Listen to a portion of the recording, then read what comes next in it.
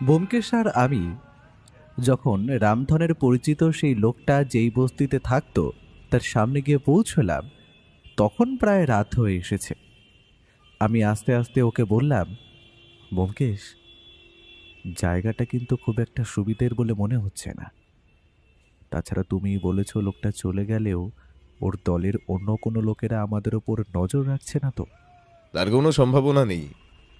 আমি সেদিন গিয়ে জানতে পেরেছিলাম রামধনের বাড়িতে যে এসেছিল সেই লোকটি মারা গেছে, কিন্তু তার পরিবারের কারোর সঙ্গে সাক্ষাৎ করতে পারিনি। আজ সেই সুযোগটাই নেব। কথা বলতে বলতে আমরা সেই বস্তি এলাকাটার একটু ভেতরের দিকে ঢুকলাম। জায়গাটা কলকাতা শহর থেকে একটু বাইরের দিকে।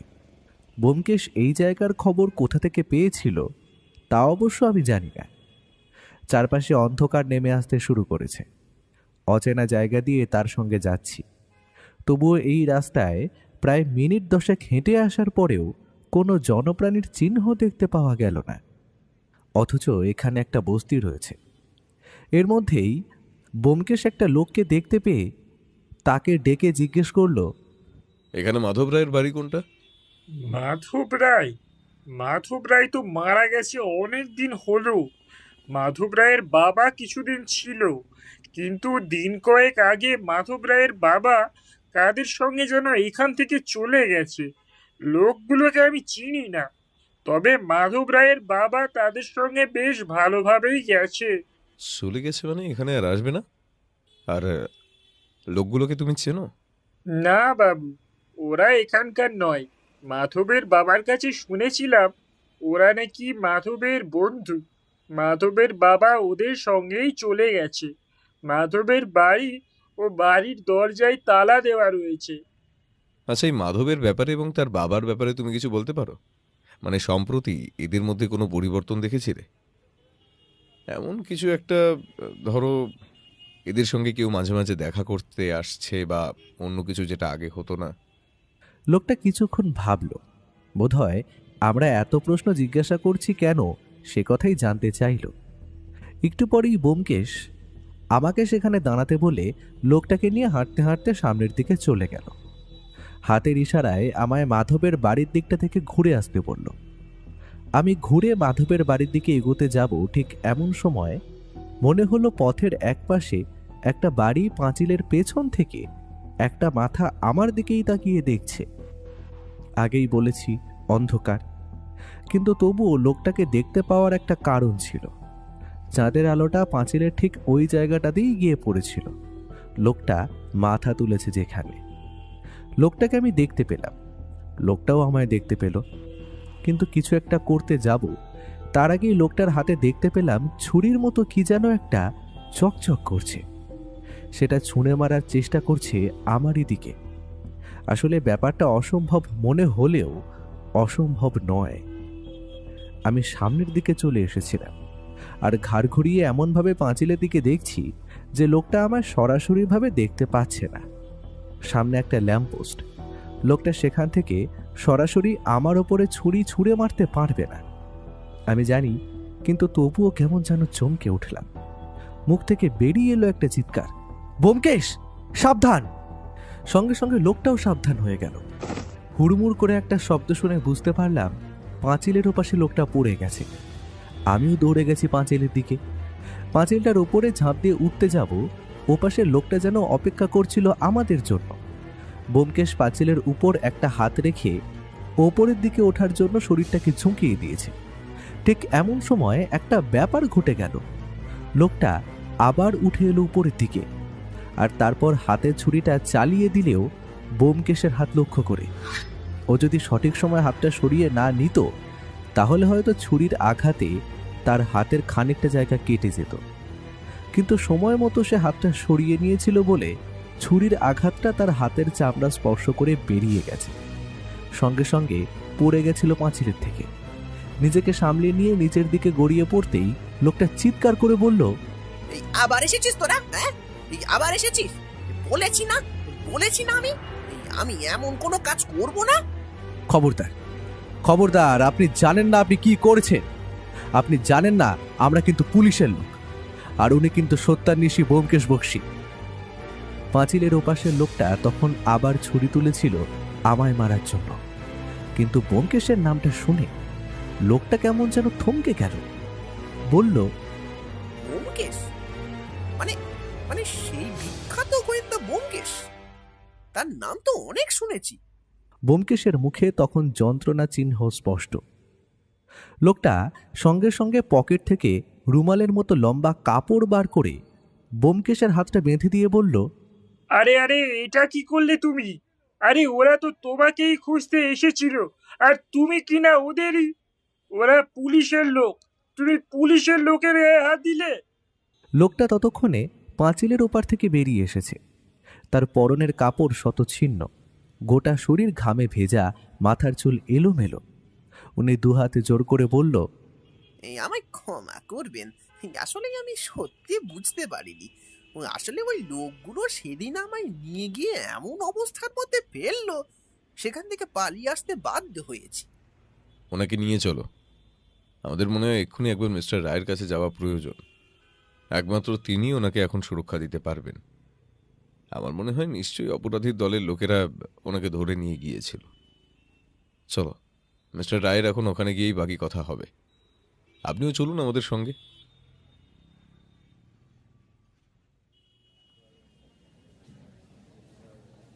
আমি আর ব্যোমকেশ মিলে মাধবের বাবাকে নিয়ে সেখান থেকে গিয়ে পৌঁছলাম থানায়।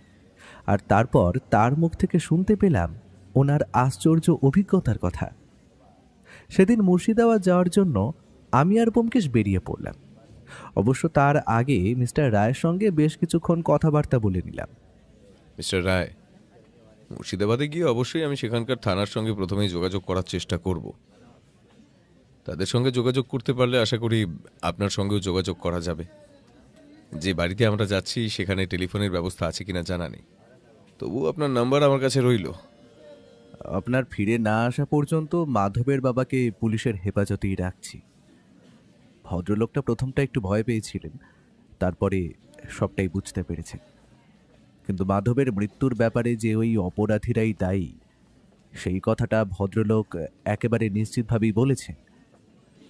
কিন্তু ব্যোমকেশবাবু, ভদ্রলোকের কথা অনুযায়ী ওদের দলে বেশ কয়েকজন রয়েছে। আমারও সেটাই ধারণা, কিন্তু আসল লোক হলো একজন, আর তার খোঁজেই আমাদের মুর্শিদাবাদ যেতে হবে। একটা কথা ভেবে দেখুন, যেদিন লোকটাকে আমি আমাদের বাড়ির সামনে দেখতে পেলাম, ঠিক ওই রাতেই সেই আংটিটা লোকটা ফেরত দিয়ে এলো প্রদ্যুৎবাবুর বাড়িতে। সেই রাতেই ফোন করলো ওনাকে, এবং তার একদিন পরে যখন বুঝতে পারলো আমি এত সহজে ব্যাপারটা ছাড়বো না, তখনই মাধবের বাবাকে তুলে নিয়ে যাওয়ার চেষ্টা করলো। ব্যাপারটা কিন্তু খুব সাংঘাতিক। আপনি কিন্তু খুব সাবধানে থাকবেন। ওদের লোক শুধু মুর্শিদাবাদে নয়, এখানেও রয়েছে, কিন্তু আসল মাথা চলে গেছে মুর্শিদাবাদে। কিন্তু আসল মাথা যে মুর্শিদাবাদে গেছে সে কথা তুমি এত নিশ্চিতভাবে কি করে বলছো? 3 দিন আগে যারা এই শহরে এমন কিছু ঘটনা ঘটিয়ে ফেলেছে তারা এখন মুর্শিদাবাদে। আসল ব্যাপারটা তুমি ভুলে যাচ্ছ হে। ওরাই শহরে যেই জন্য এত ঘটনা ঘটিয়ে ফেলেছে সেটা আসলে নবাব সিরাজউদ্দৌলার সেই নকল আংটি হতে পারে। সেই আসল আংটিটা রয়েছে মুর্শিদাবাদে। তাহলে আসল আংটির জন্য ওরা ঠিক কি কি ঘটনা ঘটাতে পারে তুমি ধারণা করতে পারো? না, আমি আর ধারণা করতে পারলাম না, কারণ এরপর বৌঠান সেখানে এলো। আমাদের ঘোড়ার গাড়ি প্রথমে গিয়ে পৌঁছলো স্টেশন, তারপর রেলগাড়িতে করে মুর্শিদাবাদ যাত্রা। গোটা যাত্রাপথে উল্লেখযোগ্য তেমন কিছু ঘটল না। ব্যোমকেশ কিভাবে যেন মুর্শিদাবাদের সেই পরিবারের ঠিকানা জোগাড় করেছিল। আমরা সোজা সেখানে গিয়ে পৌঁছলাম। সকালে যাত্রা করে সেদিন সন্ধ্যের দিকে গিয়ে পৌঁছলাম মুর্শিদাবাদের সেই বাড়িতে, যেখান থেকে প্রদ্যুৎবাবু সেই নবাব সিরাজউদ্দৌলার আংটি কিনেছিলেন। তাদের বাড়ির কর্তার নাম গোবিন্দ রায়। ব্যোমকেশের সঙ্গে পৌঁছে দেখলাম বিরাট বড় বাড়ি। প্রদ্যুৎবাবুর বাড়ি যেমন দেখেছিলাম এই বাড়িটা তার থেকেও পুরনো। বোঝা যায় কম করে 100 বছর আগে এই বাড়ি তৈরি হয়েছে। তবে বাড়ি যতটা বড় তার তুলনায় বাড়িতে জনসংখ্যা কিন্তু কম। বাড়ির দারোয়ান আমাদের একটু কৌতূহলী চোখে দেখে প্রশ্ন করল, आपको कौन मांगता? তোমাদের বড়বাবু গোবিন্দ রায়ের সঙ্গে আমার টেলিফোনে কথা হয়েছে। তিনি আমায় আসতে বলেছেন। আমি কলকাতা থেকে আসছি। এ বড়বাবু আপনার কথা আমায় বলে রেখেছেন। আপনি ভিতরে চলে যান, ওখানে জগন্নাথ আছে, জগন্নাথ সব কিছু আপনাকে দেখিয়ে দেবে। ভিতরে চলে এলাম। আমাদের সঙ্গে প্রয়োজনীয় জিনিসপত্রের পরিমাণ খুবই কম। আমরা এখানে থাকার ব্যবস্থা করে আসিনি। তাছাড়া আসার সময় ব্যোমকেশ থানাটা কোন দিকে সে কথাও জিজ্ঞেস করে এসেছে। যে ঘোড়ার গাড়িতে আমরা এসেছিলাম সেই গাড়িটাকে ওখানে রাখার ব্যবস্থা করা হয়েছিল। আমরা একটু পরেই ফিরে যাব, এমন কথাই ব্যোমকেশ বলে এসেছিল। তাছাড়া আমাদের সঙ্গে ব্যাগপত্র যা ছিল সেগুলো গাড়িতেই ছিল। আমরা সোজা গিয়ে জগন্নাথের সঙ্গে দেখা করলাম। জগন্নাথ এ বাড়ির কাজের লোক গোছের কেউ একজন। আমাদের দেখে এবার উৎসাহিত হয়ে সে আমাদের নিয়ে গেল একতলার একটা ঘরে। বড় বাড়ি আগেই বলেছি, কিন্তু উপরের তলাগুলো ব্যবহার করা হয় না। এতটাই খারাপ তার অবস্থা, যদি ভেঙে পড়ে একতলার কয়েকটা ঘর এখনও ব্যবহারযোগ্য। জগন্নাথ সে কথাই বলল। আগে কয়েক বছর আগেও এই বাড়ির রমরমা ছিল বাবু, সেইটা এখন আর বোঝাই যায় না। তাছাড়া এই বাড়িতে তখন অনেক লোকজন থাকতো, বাড়িখানা থাকতো সব সময় ভরা। এখন এই বাড়ি ফাঁকা হয়ে গিয়েছে, কোনো রকমে আমরা 4-5 জনে টিকে আছি বাবু। আচ্ছা জগন্নাথ, এই বাড়ির এক বংশধরের সঙ্গে নবাব সিরাজউদ্দৌলার সভার কোনো একটা সম্পর্ক ছিল, এমন কথা কয়েকবার শুনেছি। ব্যাপারটা কি সত্যি তাই? আপনি ঠিকই শুনছেন, এ হলো রায় বংশ। নবাব সিরাজউদ্দৌলার সভাসদে এদের সবচেয়ে বড় পূর্বপুরুষ জগৎ রায় ছিলেন। জগৎ রায়ের বৈষয়িক বুদ্ধি ছিল অনেক বেশি। তাছাড়া এই জগৎ রায়ের আরও একটা আশ্চর্য গুণ ছিল, সে কথা আপনারা বড়বাবুর কাছ থেকে জানতে পারবেন। বড়বাবু? তার মানে ছোটবাবু এই বাড়িতেই আছে? আচ্ছা, বড়বাবু গোবিন্দ রায় এইখানেই থাকেন? জগন্নাথ সামান্য হেসে ফেলল। ডান কাঁধের গামছা নামিয়ে কপালের ঘাম মুছে বাঁ কাঁধে তুলতে তুলতে বলল, বড়বাবু, ছোটবাবু, ছোটমা সবাই এই বাড়িতেই থাকেন। কিন্তু ছোটবাবুকে বোধহয় এখন আর পাবেন না বাবুরা। আপনারা যান বাবুরা, ওই যে ওইটি হলো বড়বাবুর ঘর। আমি বাইরেই আসি, কিছু লাগলে আমারে ডাক দিয়েন। ঘরের অবস্থা এবং দরজার হাল দেখে কে বলবে এই পরিবারের পূর্বপুরুষ জগৎ রায় কোনো এক সময় নবাব সিরাজউদ্দৌলার সভাসদ ছিল। ঘরের দেওয়ালগুলো কেমন কালচে হয়ে গেছে, দরজার একপাশের কাঠের চলটা উঠে এসেছে, সেটাও মেরামত করা হয়নি। ঘরের ভিতরটা আধো অন্ধকার। পুরনো দিনের ঘরের দেওয়াল কড়িবর্গাগুলো তেমনি বড় আর মোটা মোটা। ঘরের ভিতরের ঝুপসি অন্ধকারের মাঝে একপাশে একটা জানলা থেকে বাইরের আলো তখনও ভিতরে এসে পড়ছে। আমরা যখন পৌঁছছি তখন বিকেল পেরিয়ে সন্ধে হব হব করছে। পশ্চিম আকাশে সূর্যটা একটু পরেই অস্ত চলে যাবে বলেই মনে হয়। ব্যোমকেশ নমস্কার করে ঘরের ভিতরে ঢুকল, আমিও ঢুকলাম। আর তারপরেই দেখতে পেলাম এ বাড়ির কর্তা গোবিন্দ রায়কে।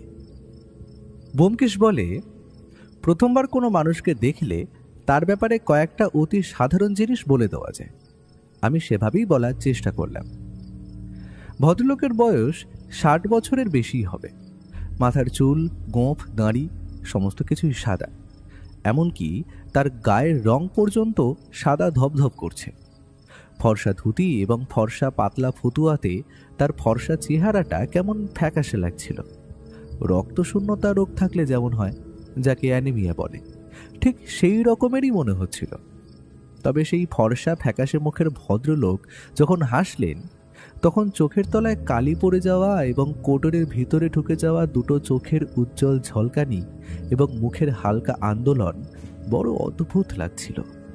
ব্যোমকেশের দিকে প্রতি নমস্কার করে ভদ্রলোক অস্পষ্ট কিন্তু বেশ মার্জিত গলায় বললেন, আমি জানতাম ব্যোমকেশ বাবু আপনি আসবেন, কিন্তু সমস্যাটা হলো যে আবার ছেলের সঙ্গে দেখা করতে গেলে এই আপনাকে যে একটু অপেক্ষা করতে হবে।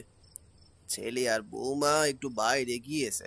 এই পাশের গ্রামে ছেলের খুব ভালো এক বন্ধু থাকে, ওরা সেই বন্ধুর বাড়িতে গিয়েছে, সেখানে কি সমস্ত কাজ রয়েছে। দেখুন গোবিন্দবাবু, আমার প্রয়োজনটা আপনার সঙ্গে, আপনার ছেলের সঙ্গে নয়। তাছাড়া যা কথা বলার আপনার সঙ্গে বলবো।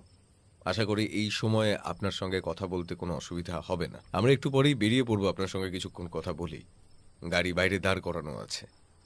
এক সময় এই বাড়ির একতলার কয়েকটা ঘর অতিথিদের জন্য সব সময় খোলা থাকতো। ব্যোমকেশ বাবু, এখন যে আপনাকে এখানে থাকতে বলবো, দেখতেই তো পারছেন ঘরের অবস্থা ভালো নয়।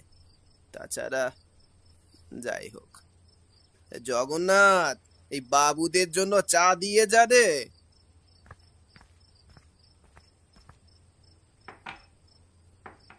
জগন্নাথ চা দিয়ে চলে গেল। চায়ে চুমুক দেওয়ার আগে ব্যোমকেশ বলল, গোবিন্দবাবু, আসল কথাই বলি তাহলে। আজ থেকে প্রায় মাস 6 বা তার একটু আগে এক ব্যবসায়ী তার পরিবার নিয়ে এই বাড়িতে আসেন। এই বাড়িতে থাকার কথাই তিনি বলেছিলেন, কিন্তু আমার এখন মনে হয় তিনি এখানেই অন্য কোথাও এসে উঠেছিলেন। এই বাড়ির যা অবস্থা, এখানে পরিবার নিয়ে তার থাকার কথা নয়। সেই প্রদ্যুৎবাবু এবং তার পরিবারের কাছে আপনি একটি আংটি বিক্রি করেছিলেন, নীল পাথরের সোনার আংটি। সেই আংটি নাকি নবাব সিরাজউদ্দৌলা নিজের হাতে পরে থাকতেন। প্রদ্যুৎ বাবু? হ্যাঁ হ্যাঁ হ্যাঁ, মনে পড়েছে। প্রদ্যুৎ বাবু এইখানে এসে ওঠেননি। পাশের গ্রামে, ওই যে বললাম, এই আমার ছেলে বৌমা গিয়েছে তার এক বন্ধুর বাড়িতে, সেখানে এখনো বাসস্থানের উপযোগী বাড়িঘর আছে। তারা বাড়িঘর নতুন করে মেরামত করিয়েছে। আমাদের সেই সাধ্য কোথায়? এখানে কেউ এলে বেশি দিন থাকলে সেখানেই পাঠিয়ে দেওয়া হয়। তাছাড়া 2 দিন আগে যে ব্যাপার ঘটে গেল, তারপর তো। আমি আর ব্যোমকেশ একে অপরের মুখ চাওয়াচাওয়ি করলাম। এরপরও বলল, আচ্ছা, 2 দিন আগে কি ঘটে গেছে? 2 দিন আগে রাতের বেলায় বাড়িতে চোর এসেছিল। এই আমার ঘরেই ঢুকেছিল। আমার গলায় ছুরি ধরে আমার দেরাজের চাবি চাইলো। আমি দিলাম, কিন্তু টাকা পয়সা যা যত সামান্য রয়েছে সেসব, এমনকি বৌমার গয়না গাটিও ছুঁয়েও দেখলো না। কি যে খুঁজছিল আমি কিছুই ভালো বুঝতে পারলাম না। এই আংটির কথা বলছিল, নবাব সিরাজউদ্দৌলা সেই আংটির কথা। কিন্তু ওই আংটি তো আমি প্রদ্যুৎ বাবুর কাছে বিক্রি করে দিয়েছিলাম। আংটি কিন্তু তার আগের দিন রাতের বেলা ওরা ফেরত দিয়ে এসেছিল। মুখ ফসকে কথাটা বলেই বুঝতে পারলাম বড় ভুল করে ফেলেছি। গোবিন্দবাবু একবার আমার দিকে তাকালেন। ব্যোমকেশের মুখটা থমথমে হয়ে গেল।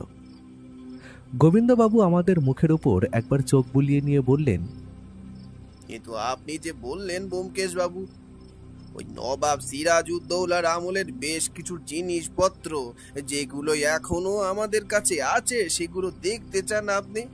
দেখুন গোবিন্দবাবু, আপনাকে আমার কিছু মিথ্যা কথা বলতে হয়েছে, তবে আশা করি নবাব সিরাজউদ্দৌলার আমলের সেই জিনিসপত্রগুলো দেখার পরে কিছু পছন্দ হলে আশা করি আমি সেটা কিনতে চাইলে আপনি রাজি হবেন। তবে তার আগে ওই আংটির ব্যাপারে আমায় জানতে হবে। দেখুন, ওই আংটির ব্যাপারে আপনাকে কোনো কিছু বলতেই আমি বাধ্য নই। তাছাড়া প্রদ্যুৎ বাবুকে বিক্রি করার পর সেই আংটির ব্যাপারে আমার আর কিছু জানার কথা নয়। আপনারা এখন আসতে পারেন, অনেক রাত হয়েছে। নমস্কার। ও উঠে দাঁড়ালো। আমি উঠে পড়লাম। দরজার দিকে এগোতে এগোতে ব্যোমকেশ বলল, আংটিটা কি আপনি নকল তৈরি করিয়েছিলেন, নাকি যে আংটিটা আপনার কাছে ছিল সেটা নকল? আর সেই আংটি যদি আপনি প্রদ্যুৎবাবুকে দিয়ে থাকেন, পরবর্তীতে এটা প্রমাণিত হলে পুলিশের ঝামেলা হবে। তখন কিন্তু আপনি, আপনার ছেলে এবং এই সব কিছুর সঙ্গে যারা জড়িয়ে আছে সবাই কিন্তু একসঙ্গে বিপদে পড়বেন। তখন আবার আমায় আসতে হবে, আবার আপনার সঙ্গে কথা বলতে হবে। এখন যখন আপনি কিছু বলবেনই না অগত্যা। আমরা দরজার দিকে এগিয়ে যাচ্ছিলাম। জগন্নাথ ঘরের বাইরেই দাঁড়িয়েছিল। পিছন থেকে গোবিন্দ রায় ডেকে উঠল, ব্যোমকেশ বাবু, একবার ভিতরে আসুন তো। ব্যোমকেশের মুখে একটা হাসি দেখা দিয়েই মিলিয়ে গেল। হাতের ইশারায় আমাকে শান্ত হয়ে বসতে বলে। আমরা আবার চুপ করে এসে বসলাম গোবিন্দ রায়ের সামনে। নবাব সিরাজউদ্দৌলার মৃত্যুর পর সবকিছু বদলে যায়। এই আমার পূর্বপুরুষ জগৎ রায় ছিল তখন নবাবের পক্ষে। নবাবের বেশ কিছু সম্পত্তি এবং বেশ কিছু দামি জিনিসপত্র নিয়ে আমার পূর্বপুরুষ এবং আরো কয়েকজন মহল থেকে বেরিয়ে আসে। ইংরেজের দল কিংবা ঘসেটি বেগমের তখনকার সময় লোকেরা কিংবা মির্জাপুরের গুপ্তচরেরা কেউ তাদের ধরতে পারেনি।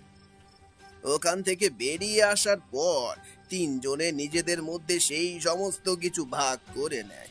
তাদের মধ্যে জগৎ রায় ছাড়াও ছিল পেশোয়ার বক্সি আর মাধবলাল। পেশোয়ার বক্সি এখান থেকে পাকিস্তানের দিকে চলে যায়। তারপরে সেখানেই তার পরিচিত অনেক লোকজন ছিল, তার খবর তারপরে আর কখনোই জানা যায়নি। কিন্তু এই মাধবলাল আর জগৎ রায় থেকে যায় এখানে। তারা বুদ্ধিমান ছিল, অল্প কয়েকদিনের মধ্যেই বুঝতে পারে যে ইংরেজদের সঙ্গে হাত না করলে তারা প্রাণে বাঁচতে পারবে না।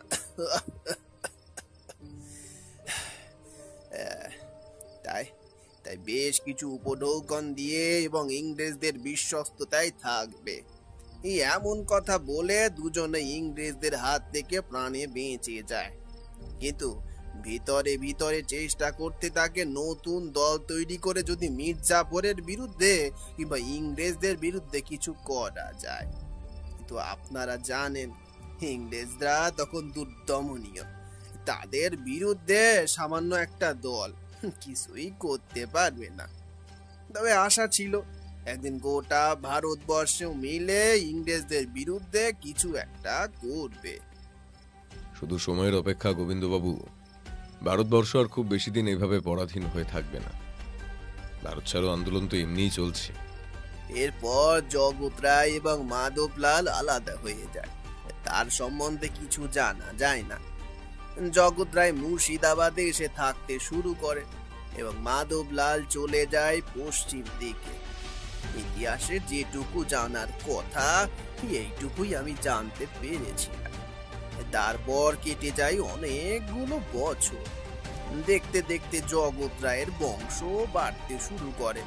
এই যে বাড়িটা দেখতে পাচ্ছেন, এই বাড়ি জগৎ রায়ের মৃত্যুর আগে তার ছেলে তৈরি করেছিল। জগৎ রায়ের আরো 4টে বংশধর পরে আমি এই বাড়ির বংশধর হই। তবে বাবার আমলে একটা ঘটনা ঘটে গিয়েছিল বটে। কি ঘটনা? যদিও সবটাই আমি শুনেছি। বাবার আমলে একবার বাড়িতে ডাকাত পড়েছিল। ডাকাতের দল এই বাড়িতে খুঁজে বেরিয়েছিল নবাব সিরাজউদ্দৌলার সেই নীল পাথরের আংটিটা। বাবাকে এমনকি অনেককে জিজ্ঞাসাবাদ করেছিল, কিন্তু বাবা সেই আংটি লুকিয়ে রেখেছিল এক গোপন জায়গাতে। এই জায়গার কথা কেউ জানতো না, এমনকি ওই আংটি যে আমাদের কাছে আছে সে কথাও অনেকেই জানতো না। বাবা মৃত্যুর আগেই আংটিটা দিয়ে যায় আমাকে। বাবার সময় থেকেই আমাদের অবস্থা ভেঙে পড়তে শুরু করেছিল। জমি জমা বাকি সম্পত্তি যা ছিল তাও সবকিছু ধীরে ধীরে নিঃশেষ হয়ে যায়। আমার ছেলে আর পাশের গ্রামে থাকা সেই ছেলের বন্ধু মিলে কোনো রকমে সামান্য কিছু জমি চাষাবাদ করে আমাদের চলে যায়। কিন্তু কিন্তু সেই সময়ের যৌথ পরিবার আর নেই। যদিও বাবার আমলে আমাদের পরিবার ছিল যৌথ, তারপরে একে একে সকলে এখান থেকে চলে যায় শহরে। এখন আমরা এই কজনই আছি এই বাড়িতে। কিন্তু এসবের সঙ্গে নবাব সিরাজউদ্দৌলার সেই আংটির সম্পর্ক কি? আছে আছে নবাব সিরাজউদ্দৌলার সেই আংটি এবং তার আরো কিছু জিনিসপত্র আমাদের কাছে ছিল, সে কথা আমরা একরকম ভুলেই গেছিলাম। একবার প্রচন্ড খারাপ সময়, জমির ধান জমিতে শুকিয়ে যায়, প্রচন্ড অর্থ কষ্টে পড়তে হয় সেদিন আমাদের। তখন ওইসব কিছুর কথা আমাদের মনে পড়ে যায়, সেগুলো গোপন জায়গা থেকে বার করে আনি। তারপর তারই একটা আমার ছেলে শহরে নিয়ে গিয়ে অ্যান্টিক শপে বিক্রি করে। অনেক টাকা পাওয়া যায়।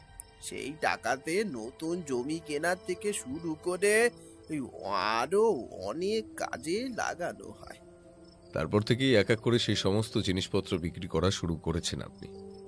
কিন্তু প্রদ্যুৎ বাবুকে তাহলে সেই নীল আংটিটা নকল দিলেন কেন? নকল সেটা আমি জানতাম না।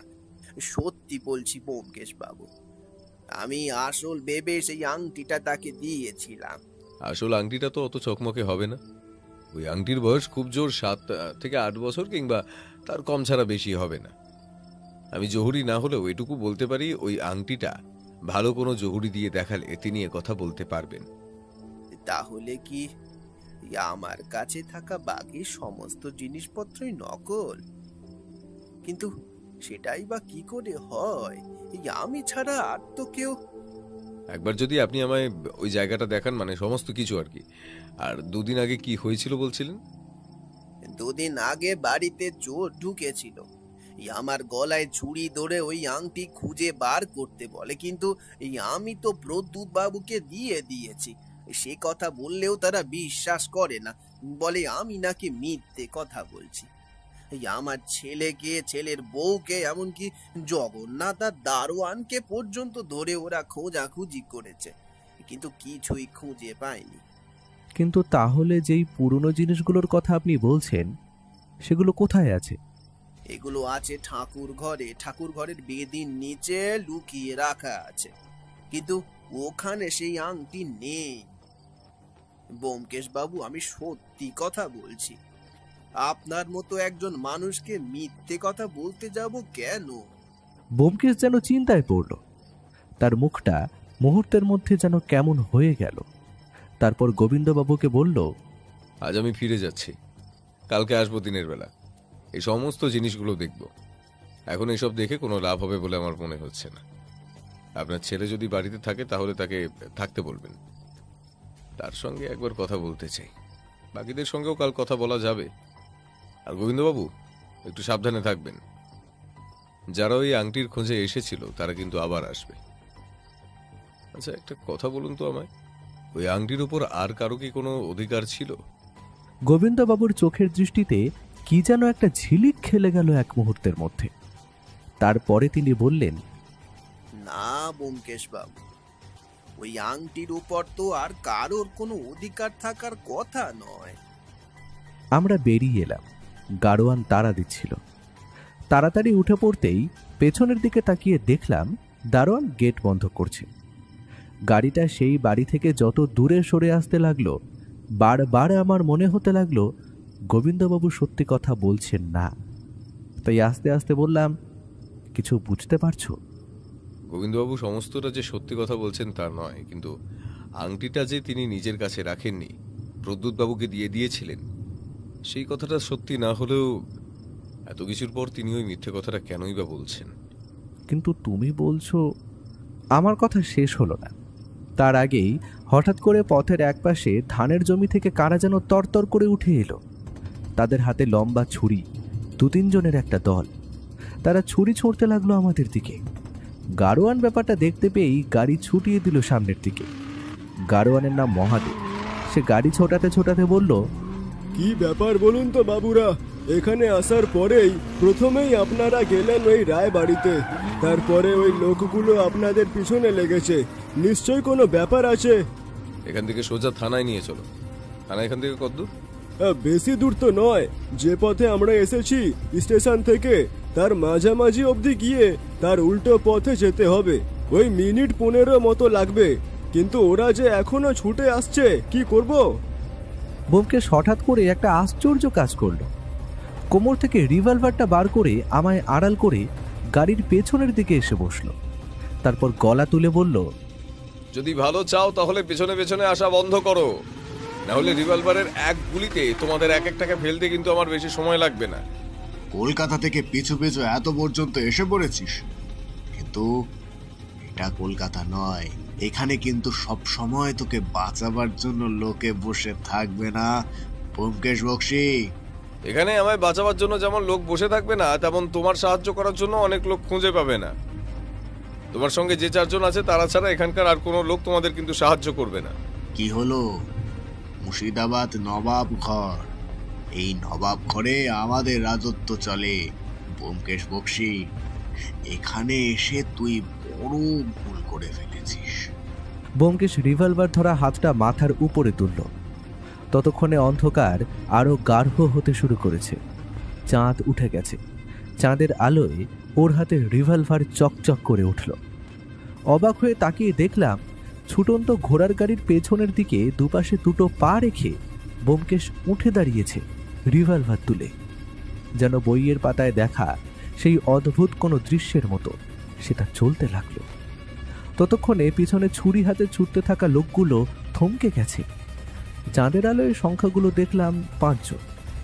একসাথে 5 জন হেসে উঠল, আর ব্যোমকেশ রিভলভারটা মাথার ওপর তুলে শূন্য একটা গুলি ছুটতেই 4-5টা কেমন যেন গম গম শব্দে ভরে উঠল এক মুহূর্তের মধ্যে।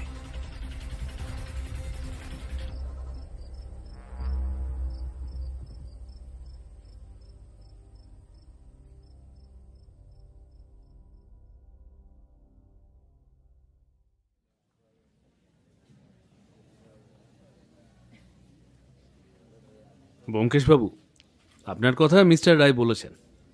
সকালেই টেলিফোনে তার সঙ্গে আমার কথা হয়ে গেছে। কিন্তু আপনি নবাবগড় জায়গাটাকে জানেন না? দিনে দুপুরে ওখানে লাশ পড়ে থাকে, পুলিশ কিচ্ছু করতে পারে না। ও জায়গাটা একদম ভালো নয়। যে কাজে আমি এসেছি তার জন্য নবাবগড়ে আমাকে যেতেই হবে। কাল দুপুরের দিকে একবার আমাকে ওখানে যাওয়ার ব্যবস্থা করে দিতে হবে। তাছাড়া মিস্টার রায় আমাকে সবটাই বলেছে, আপনাকেও সব বলেছে। এখানকার সমস্ত কিছু ব্যবস্থা করার দায়িত্ব কিন্তু থাকবে আপনার। পুলিশ অফিসার নিজের চেয়ার ছেড়ে উঠে পড়লেন। তারপর ব্যোমকেশের সামনে এসে টেবিলের ওপর নিজের লাঠিটা দিয়ে ঘষতে ঘষতে বললেন, আপনি বুঝতে পারছেন না ব্যোমকেশবাবু, এটা কলকাতা শহর নয় যে সবসময় বিজলি বাতির আলোয় আপনি সব কিছু দেখতে পাবেন। এটা হলো নবাবগড়। এখানে আঁধার নামলেই সব কিছু বদলে যায়। আপনাকে যারা তাড়া করেছিল তারা কোনো সাধারণ ভালো মানুষ নয়। ধরতে পারলে আপনাদের 3 জনের মধ্যে কিন্তু একজনকেও খুঁজে পাওয়া যেত না। ও নিয়ে আপনাকে ভাবতে হবে না ইন্সপেক্টর। ব্যোমকেশের কাছে সবসময় রিভলভার থাকে। ওরা যদি আসতো তাহলে উল্টে ওদের মধ্যে অন্তত 2টো লাশ পড়ে থাকতো। তখন কিন্তু আপনাকে গিয়ে ওই লাশগুলো তুলে আনতে হতো। পুলিশ অফিসারের মুখে একটা বিরক্তির ভাব ফুটে উঠল। তিনি আবার সামনের চেয়ারে বসে বললেন, আপনি কি কি জানতে চাইছেন আমায় বলুন, সেই মতো আপনাকে সব কথা আমি জানাচ্ছি। কয়েকটা কথা আমার জানা প্রয়োজন। এই রায়বংশের ইতিহাসের ব্যাপারে যতটা আমরা জানি কিংবা যতটা সবাই জানে, তার বাইরে পুলিশের রেকর্ডে অন্য কিছু আছে কিনা, আর এই নবাবগড়ের ভয়ের বলতে আর কে কে আছে? যারা আমায় তাড়া করেছিল তাদের ব্যাপারে নিশ্চয়ই আপনি না কিছু জানেন আর কি। এই দুটো খবর আপাতত আমায় খুঁজে দিলেই হবে, বাকিটুকু আমি ঠিক নিজেই ব্যবস্থা করে নেব। নবাবগড়ের একটাই নাম, রামলাল ও তার ভাই শ্যামলাল। দুজন হলো নবাবগড়ের ভয়। তবে একটা কেসে হাতে নাতে ওদের ধরতে পেরে বছর খানেকের জন্য ওদের জেলে ভরতে পেরেছিলাম।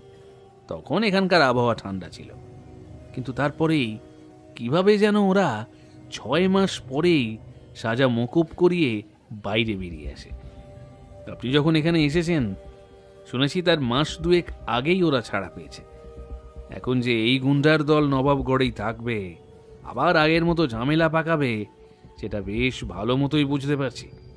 এমন কোনো অপরাধ নেই যেটা ওরা করেনি, কিন্তু ধরা যায় না। ওদের বিরুদ্ধে কেউ সাক্ষীও দিতে চায় না। আমায় যে ওরাই তাড়া করেছিল সে ব্যাপারে আপনি এতটা নিশ্চিন্ত হলেন কি করে? নবাবগড়ে ওই কাজ রামলাল আর শ্যামলাল ছাড়া আর কেউ করতে পারে না। ব্যোমকেশবাবু, আপনি নিশ্চিন্ত হয়ে থাকুন। তবে ওই রায় বংশের ব্যাপারে তেমন বেশি কিছু আর জানি না। আপনি ওই গোবিন্দ রায়ের ছেলে নারায়ণ রায় আর পাশের শিবগড়ে থাকা নারায়ণ রায়ের বন্ধু মুকুল বিশ্বাসের সঙ্গে একবার কথা বলতে পারেন, ওরা অনেক কিছু বলতে পারবে। আচ্ছা ব্যোমকেশবাবু, আপনি এখানে ঠিক কী কারণে এসেছেন বলুন তো? একটা আংটি, নবাব সিরাজউদ্দৌলার আমলের, তার ব্যবহৃত নীল পাথর বসানো একটি আংটির খোঁজ। কথাটা শুনে ইন্সপেক্টরের চোখ যেন ছানা বড়া হয়ে গেল। কিছু একটা বলতে গিয়েও তিনি থেমে গেলেন। তখনই একজন কনস্টেবলকে ডেকে সেরাদের মতো আমাদের থাকার ব্যবস্থা করে দিলেন।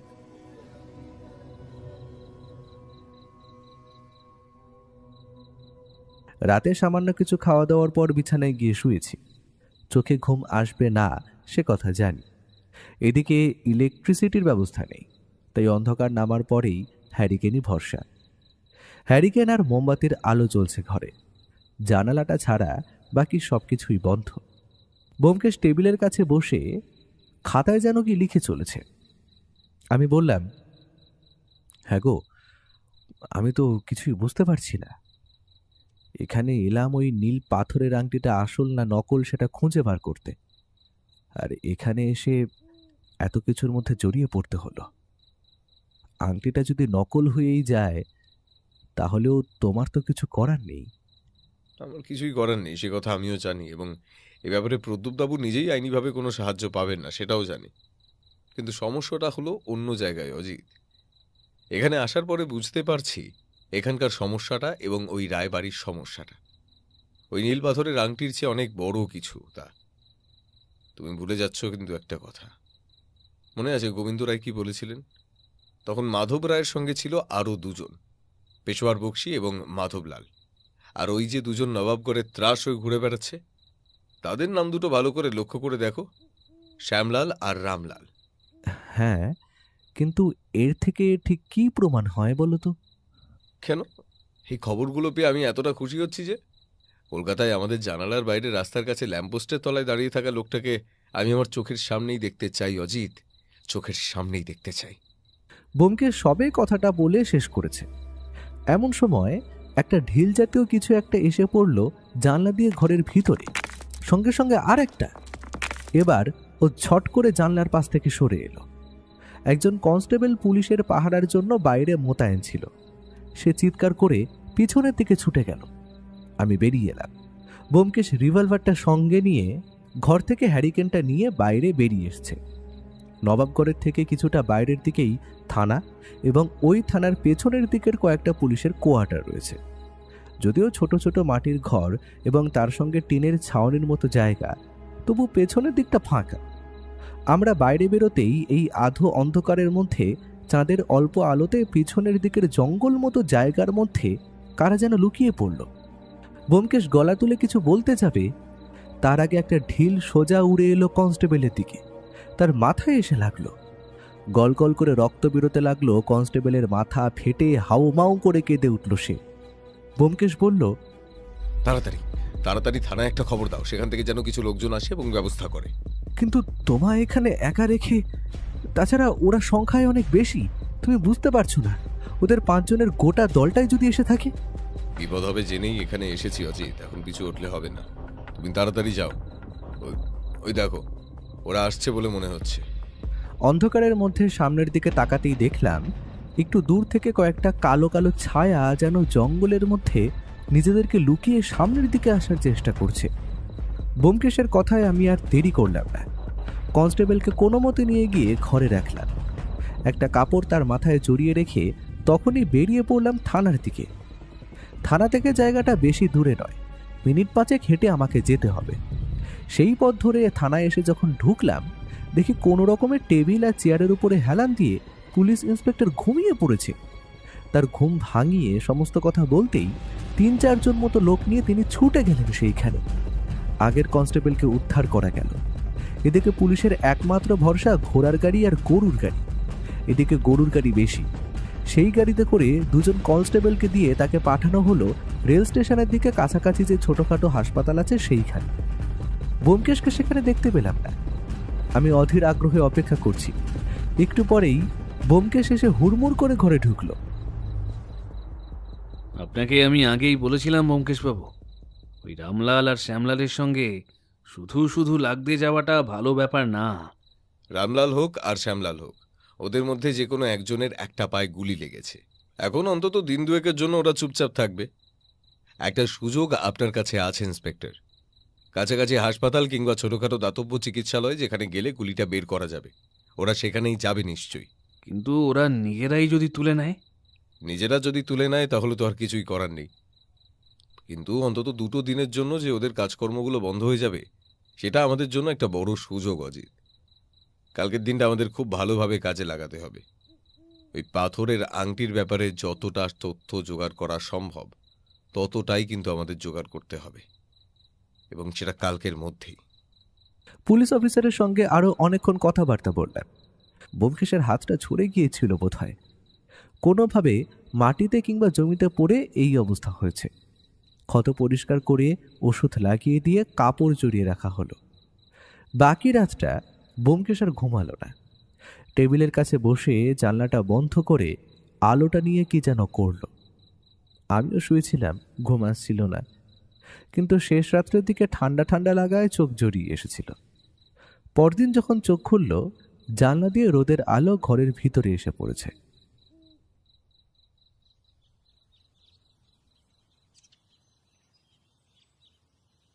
আজকের প্ল্যানটা মোটামুটি ঠিক করা হয়ে গেছে। আমরা প্রথমে যাব রায়বাড়িতে। সেখানে গোবিন্দ রায়ের ছেলে নারায়ণ রায়ের সঙ্গে যদি দেখা হয় ভালো কথা, না হলে সেখান থেকে যাব পাশের গ্রাম শিবগড়ে। সেখানে নারায়ণ রায়ের বন্ধু মুকুন্দ বিশ্বাসের সঙ্গে কথাবার্তা বলে প্রয়োজনীয় তথ্য বার করার চেষ্টা করতে হবে। আর ওই আংটিটা, নীল পাথরের আংটিটা আসল না নকল, সেই ব্যাপারটা এই মুহূর্তে তার থেকেও বেশি দরকারি হলো কেন রামলাল আর শ্যামলাল আমাদেরও এমনভাবে আটকাতে চাইছে সেটা খুঁজতে। কলকাতায় তো ওরা ওদের কাজ সম্পূর্ণ শেষ করে এসেছিল, তাহলে এখানে এমন কি আছে যার জন্য ওরা এতটা উঠে পড়ে লেগেছে? কিছু তো একটা আছে যেটা আমরা এখন ধরতে পারছি না। এমন কিছু একটা যে আছে যেটা আমাদের চোখের সামনে থাকার পরও আমরা দেখছি না। ব্যোমকেশের কপালে চিন্তার ভ্রুকুটি। আমি দেরি করলাম না। তৈরি হয়ে নিয়ে ইন্সপেক্টরের ব্যবস্থা করে দেওয়া গরুর গাড়িতেই আমরা বেরিয়ে পড়লাম। তবে দেখলাম আগের দিন যে ঘোড়ার গাড়িটা আমাদের নিয়ে এসছিল, সেই মহাদেব আজ গরুর গাড়ি নিয়ে এসছে। আমাদের অবাক মুখের ওপর তাকিয়ে এসে বলল, ঘোড়ার গাড়িটাই আনতে বলেছিল পুলিশ বাবু, কিন্তু কালকে রাতে তাড়াহুড়োতে আসার সময় ওই ঘোড়ার পায়ে চোট লেগেছে। তাছাড়া গাড়িটাও এক জায়গায় ধাক্কা খেয়ে জখম হয়েছে, বুঝলেন? একটু মেরামত দরকার, তাই এই গরুর গাড়িটা আনলাম। তবে চিন্তা নেই বাবুরা, মহাদেব যখন আছে আপনাদের কিচ্ছু হবে না। কিন্তু তখন আমরা জানতাম না রায়বাড়িতে পৌঁছে আমাদের কি ঘটনার সম্মুখীন হতে হবে। এমন একটা অদ্ভুত ব্যাপারের মুখোমুখি হব তা ভাবতে পারিনি। রায়বাড়িতে পৌঁছতেই দেখি আশেপাশের বেশ কিছু লোকজন সেখানে দাঁড়িয়ে আছে। সবার মুখে চিন্তার ছাপ। দারোয়ানের চোখে মুখে যে ভাবটা রয়েছে তাকে রাগ ছাড়া অন্য কিছু বলা যায় না। সামনের দিকে তাকিয়ে দেখি আমাদেরই সঙ্গে থাকা সেই পুলিশ ইন্সপেক্টর দাঁড়িয়ে আছে, তার সঙ্গে দুজন কনস্টেবলও আছে। সে এগিয়ে এসে দারোয়ানকে প্রায় একটা চর মারার ভঙ্গিতে বলল, ইনি হলেন বিখ্যাত সত্যান্বেষী ব্যোমকেশ বক্সী। উনি একটা বিশেষ কাজে এখানে এসেছেন। জমা হওয়া লোকেদের মধ্যে বেশিরভাগই গ্রামের চাষাভুষো লোক, তবে একজন ভদ্র পোশাক পরা লোক ছিল। ধুতি ফতুয়া পরা হলেও তার পোশাকে বেশ মার্জিত ভাব রয়েছে। পোশাক আশাক, বেশভূষা, এমনকি মাথার চুল পর্যন্ত সুন্দর করে আঁচড়ানো। একজন স্ত্রীলোক মাথায় ঘোমটা দিয়ে কেঁদে চলেছে। একপাশে দাঁড়িয়ে গোবিন্দ রায়ের ছেলে নারায়ণ রায়, তার বয়স 30-এর কাছাকাছি হবে।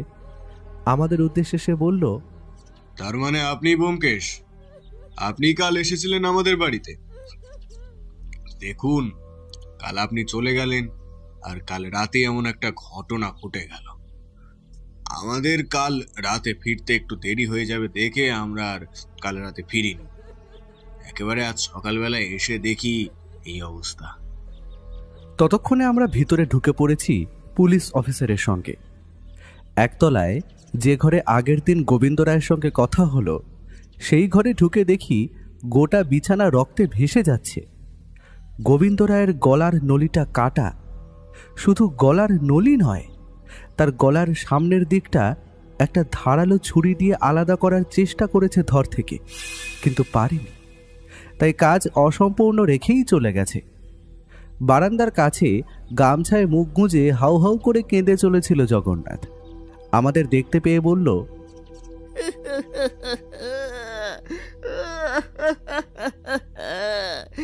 আপনারা এখান থেকে চলে যাওয়ার পরে বড়বাবু আমাকে ডেকেছিলেন, কত কিছু বললেন। আপনি আজ সকালে আইবেন, আপনার সঙ্গে কথা বলবেন বলে ঠিক করলেন।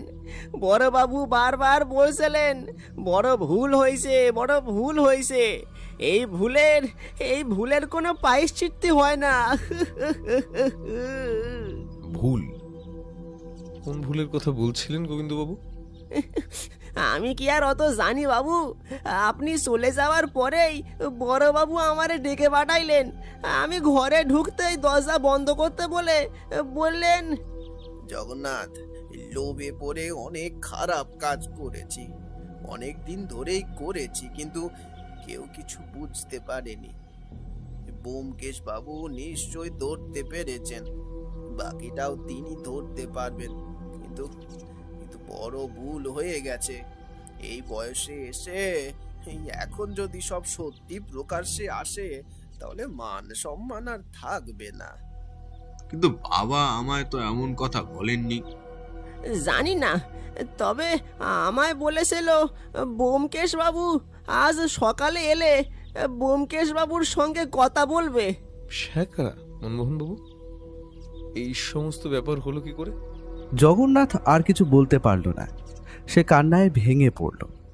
ব্যোমকেশ ইশারায় পুলিশ অফিসারকে বুঝিয়ে দিল জগন্নাথকে পরে জেরা করে তার কাছ থেকে কথা বার করা যাবে, কারণ বাড়িতে সে সময় দারোয়ান আর জগন্নাথ ছাড়া অন্য কেউ ছিল না।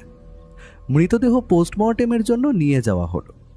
গোবিন্দবাবুর ঘরে থাকা সমস্ত লোকজনকে বের করে দিয়ে সেই ঘরের বাইরে 2 জন কনস্টেবল মোতায়েন করা হলো। এরপর ব্যোমকেশ আর আমি, নারায়ণ রায় এবং তার স্ত্রী দয়াময়ী দেবী সকলেই একটা ঘরে বসলাম। পুলিশ অফিসারও আমাদের সঙ্গে রয়েছে। প্রথমে পুলিশ অফিসার নিজেই প্রশ্ন করল, কাল রাতে আপনারা বাড়ি ফেরেননি, এর যথাযথ কারণ কি ছিল? দেখুন ইন্সপেক্টর, আমাদের বাড়িতে কয়েকদিন আগেও একবার আততায়ীরা হামলা করেছিল। সেদিন রাতেও কিন্তু আততায়ী দল বাড়িতে ঢুকে আংটিটার খোঁজ করেছিল। সেই দিনই ওরা হয়তো আমাদের মধ্যে কাউকে মেরে ফেলতো, কিন্তু কোনো কারণে মারতে পারেননি। তাদের মধ্যে একজন চুপি চুপি কিছু একটা বলেছিল যে বাবার গলায় ছুরি ধরেছিল তাকে। তারপর ওরা আমাদের বাবার ঘরে তাকে বন্ধ করে রেখে চলে যায়। পরে অনেক কষ্টে আমরা দরজা ভেঙে তার ভেতর ঢুকি, তাই বাবার ঘরের দরজাটা ছিটকানি অমন হয়ে গেছে। ছিটকিনিটা আমি আগেই দেখেছি। আপনাদের তো কাল রাতে ফিরে আসার কথা ছিল, তাহলে কাল রাতে আপনারা ফিরলেন না কেন? আমার বন্ধুর বাড়িতে পুজো ছিল, রাতেই ফিরে আসার কথা থাকলেও নানাভাবে অনেকটা দেরি হয়ে গিয়েছিল, তাই কাল রাতে ওরা আসতে দিল না, বলল সকাল সকাল বেরিয়ে পড়তে। আজ একদম সকাল সকাল বেরিয়েছিলাম। তাছাড়া বাড়িতে বাবা আছে, দারোয়ান আছে, এমনকি জগন্নাথ কাকাও রয়েছে, তাই আমি খুব বেশি কিছু ভাবিনি। আমাদের বাড়িতে 2-3 দিন আগেই একবার ডাকাত পড়েছিল, তারপর যে এমন কিছু হবে সেটা তো আমি ভাবতে পারিনি। আপনার কি মনে হয় ওই আংটির জন্যই কেউ আবার এই বাড়িতে এসেছিল? এই আংটির জন্য কত কিছু যে হেরেছে। আমার ঠাকুরদার আমলে একবার এই বাড়িতে ডাকাত পড়েছিল, বাবার আমলেও পড়লো, তারপর আবার আমাকে খুন করে ফেললো। বাবা মাঝে মাঝে বলতো এই আংটিটা অভিশপ্ত। এই আংটিটার জন্য বাবার কাছে এর আগেও 2 জন লোক এসেছিল। 2 জন লোক? হ্যাঁ ব্যোমকেশ বাবু, 2 জন লোক এসেছিল, তবে তাদের কাউকেই আমরা চিনি না। তারাই আংটির খোঁজ করছিল, কিন্তু বাবা তাদের বলেছিল ওই আংটি নাকি তার কাছে নেই। 2 জনকে আপনারা কেউই চিনতে পারেননি? মানে তাদের কেমন দেখতে ছিল?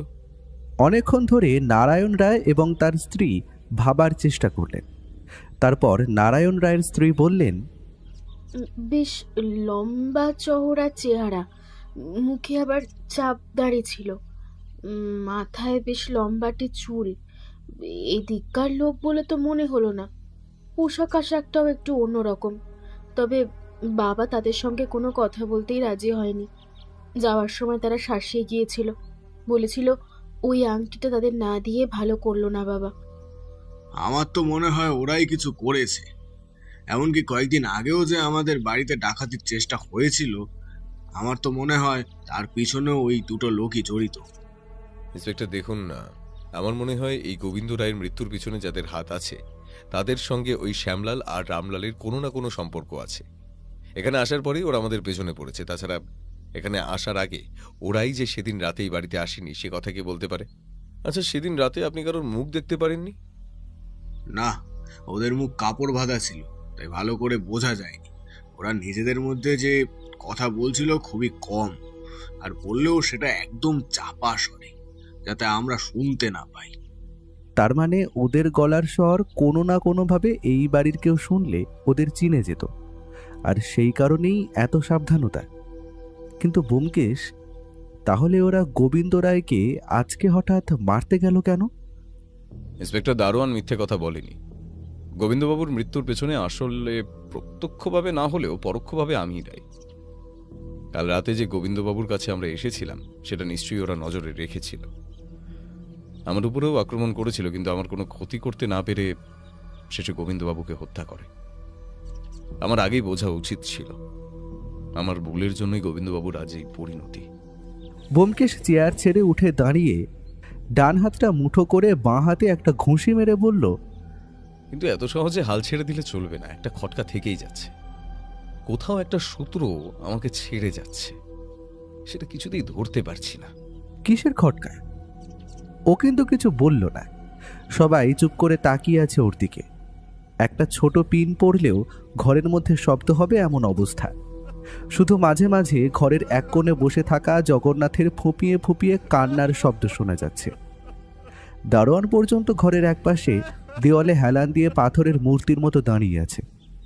আমাদের গাড়োয়ান মহাদেব, যে আমাদের এই বাড়িতে এনেছিল, সেই মহাদেব এবার দরজার কাছে এসে দাঁড়ালো। ব্যোমকেশকে ইশারায় এসে বাইরে ডাকলো। চট করে ও বেরিয়েও গেল, আমাদের বসতে বলে গেল।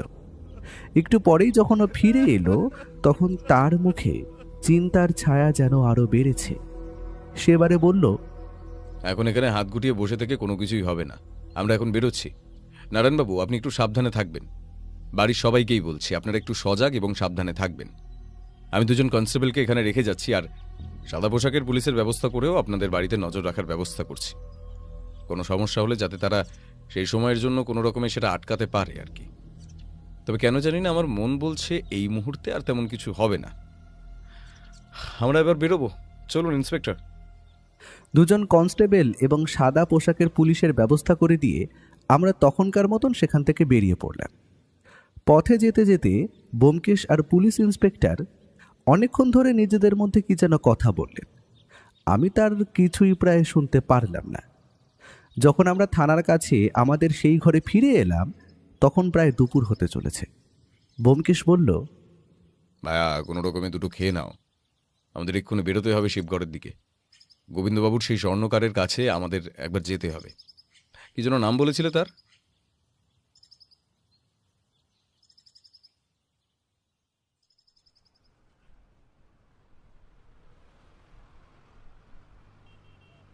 আগে আমার নাম মনমোহন স্বর্ণকার বাবু। আমাদের পদবী স্বর্ণকার ছিল না, পরে সোনার কাজকর্ম করা শুরু করলাম বলে আস্তে আস্তে ওই নামই আমাদের পদবী হয়ে জুড়ে গেছে। কিন্তু গোবিন্দ বাবুকে এইভাবে কি হত্যা করলো বলুন তো? সে কথা আমরা ঠিক জানাতে পারবো না, কিন্তু আপনি বলুন, গোবিন্দবাবুর সঙ্গে মিলে আপনি এমন কোনো কাজ করেছিলেন যেটা আসলেই ঠিক নয়, অন্যায়? আপনি কি কোনো অপরাধমূলক কাজ করেছেন গোবিন্দবাবুর সঙ্গে? হে নারায়ণের কসম বাবু, আমি আজ অবধি কোনো অন্যায় কাজ করিনি বাবু। গোবিন্দবাবুর সঙ্গে আমার অনেক দিনের চেনা। তাছাড়া তার বাড়িতে অনেক পুরনো জিনিসপত্র আছে, সেগুলো ঝালাইয়ের জন্য তো তিনি আমার কাছেই দিতেন। মাঝে মধ্যে পালিশ করা দু একটা জিনিস ভেঙে চড়ে গেলে সেগুলো ঠিক করা সব কিছুই আমাকে দিতেন। তার মানে গোবিন্দবাবু নবাব সিরাজউদ্দৌলার সেই নীল পাথরের আংটিটা আপনাদের কাছে দিয়েছিলেন পালিশ করার জন্য, কি তাই তো? এই কথায় মনমোহনবাবু যেন মুহূর্তের মধ্যে চমকে উঠলেন। তারপরে মুখে আবার আগের হাসিটা ফিরিয়ে আনলেন। তার চেহারা একটু মোটাসোটা, বেশ বড় একটা ভুঁড়ি আছে, মুখে গোঁফ দাড়ি। তার গোঁফ এবং দাড়ি তার চেহারার মতোই বেশ মোটাসোটা। মাথায় একটা সাদা টুপি। একটা ছোটোখাটো ঘরেই তার এই স্বর্ণকারের দোকানটা কোনো মতে সাজানো। সেখানেই আমরা বসেছিলাম। ব্যোমকেশ তাকে বলল, এই সব কিছুর সঙ্গে কিন্তু শ্যামলাল এবং রামলালও জড়িয়ে আছে। তারা কিন্তু তোমাকে ঠিক খুঁজে বার করবে মোহনবাবু। তবে তারা কিন্তু আমাদের মতন ভালোভাবে কথা নাও বলতে পারে। তবে আমার মনে হয় গোবিন্দবাবুর সঙ্গে হাত মিলিয়ে আপনি যেটা চাচ্ছিলেন সেটা অন্য ব্যাপার। আপনি ভালোই এখনই আমাদের সে কথা বলে দিন, নাহলে পরে যদি আমরা আসল সত্যিটা খুঁজে বার করতে পারি তাহলে পুলিশি ঝামেলায় পড়তে হবে কিন্তু আপনাকে, আর সেটাই কিন্তু আপনার সমস্যা বাড়তে পারে।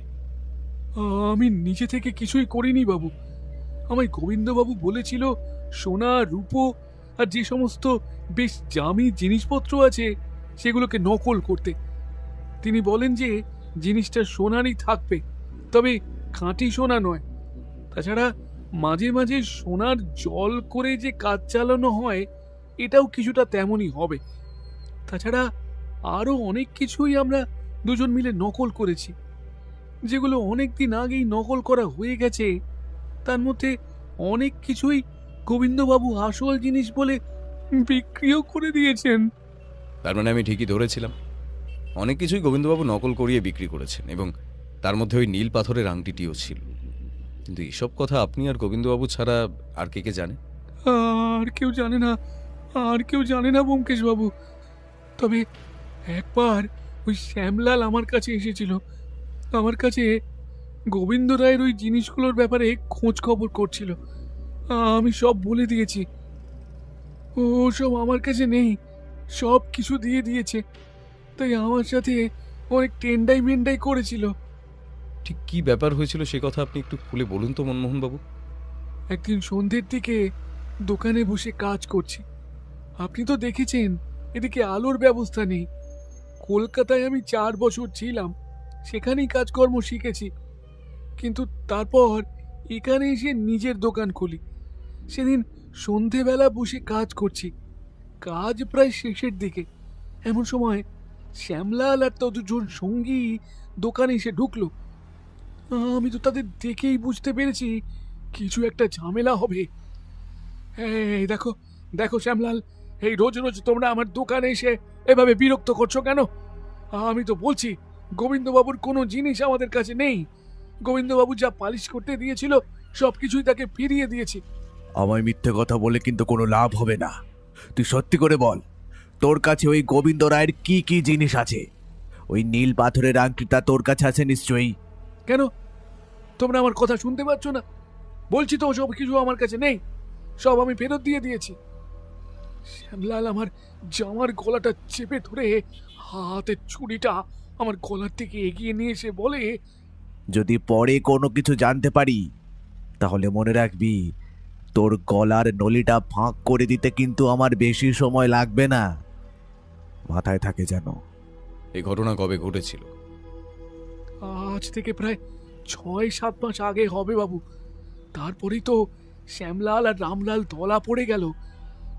পুলিশ তাদেরকে ধরে নিয়ে গেল। ভাবলাম বেঁচে গেছি, কিন্তু 2 মাস আগে আবার ওরা ছাড়া পেয়ে বাইরে বেরিয়ে এসেছে শুনলাম। তার মানে এখানে ফিরে এসে ওরা আবার কিছু করার চেষ্টা করেছে।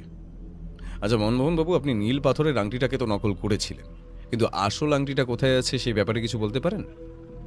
গোবিন্দবাবু আমায় সে কথা বলেছিল। তার বাড়িতে মন্দিরের কাছে যেখানে নকল জিনিসগুলো থাকে তার নিচে আর একটা জায়গা আছে, সেখানেই থাকে আসল জিনিসগুলো। উপরের জিনিসটা সবাই দেখতে পেলেও নিচের গুলো সবাই দেখতে পাবে না। কিন্তু সমস্যাটা হলো, এই পাথরের বেদির নিচে যে ওই পুরনো জিনিসগুলো আছে সে কথা তো ডাকাতরাও জানতো। তাহলে তারা ওখান থেকে জিনিসটা খুঁজে বার করতে পারেনি কেন? মন্দিরের ভেতরে এখানে নিশ্চয়ই সিন্দুকের কোনো ব্যবস্থা আছে, আর সেই সিন্দুক খোলার চাবির জন্যই ওরা কিন্তু বারবার জোর করেছিল সেই দিন। কিন্তু একটা কথা ব্যোমকেশ বাবু, এমন কেউ আছে যে গোবিন্দ রায়ের জিনিসগুলো এখানে নকল হয়েছিল সে কথা শ্যামলাল এবং রামলালকে খবর দিয়েছিল। তাছাড়া রামলাল আর শ্যামলাল আর যাই করুক না কেন, ভিতরের খবর তারা সহজে জানতে পারবে না। জেল খেটে আসার পর মাত্র 2 মাস হয়েছে, এর মধ্যে এতগুলো খবর তাদের পক্ষে জানা সম্ভব নয়। বিশেষ করে গোবিন্দবাবু যে ওই নীল পাথরের আংটিটা কলকাতায় কোনো এক লোককে বিক্রি করেছিলেন সে কথা আমি জানি।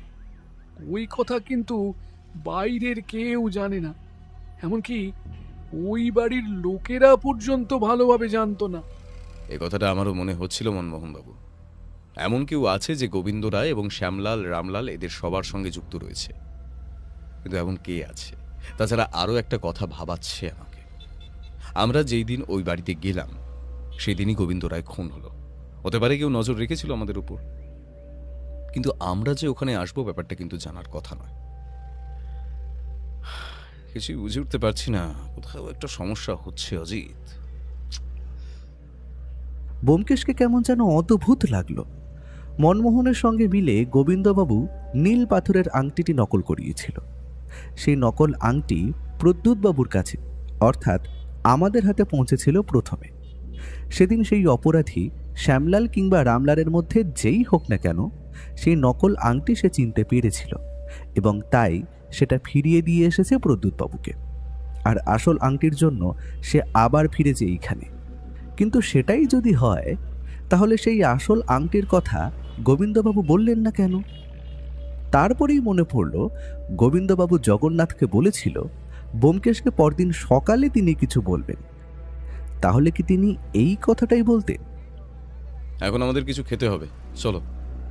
মনমোহনবাবু খুব সাবধানে থাকবেন, আমাদের উপর ওরা নজর রাখছে।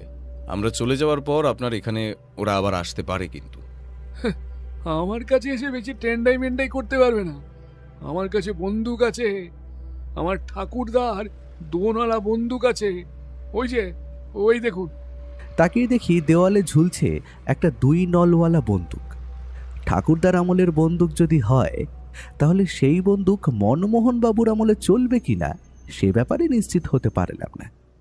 কিন্তু আমরা ফিরে এলাম। ব্যোমকেশকে কোনো কেসের ব্যাপার নিয়ে এত বেশি চিন্তিত থাকতে আমি আগে কখনো দেখিনি। যদিও এখানে যেই জিনিসের খোঁজে আমরা এসেছিলাম, অর্থাৎ নবাব সিরাজউদ্দৌলার সেই নীল পাথরের আংটি, সেই খোঁজটা তো পাওয়া গেছে, ওটা রায়বাড়িতেই আছে। ও এত সহজে কেসটা থেকে বেরোবে না। আর রামলাল এবং শ্যামলালকে না ধরা পর্যন্ত সে যেন নবাবগড় আর এই থানার ঘর ছেড়ে যাবে না, সেটা বুঝতে পারলাম।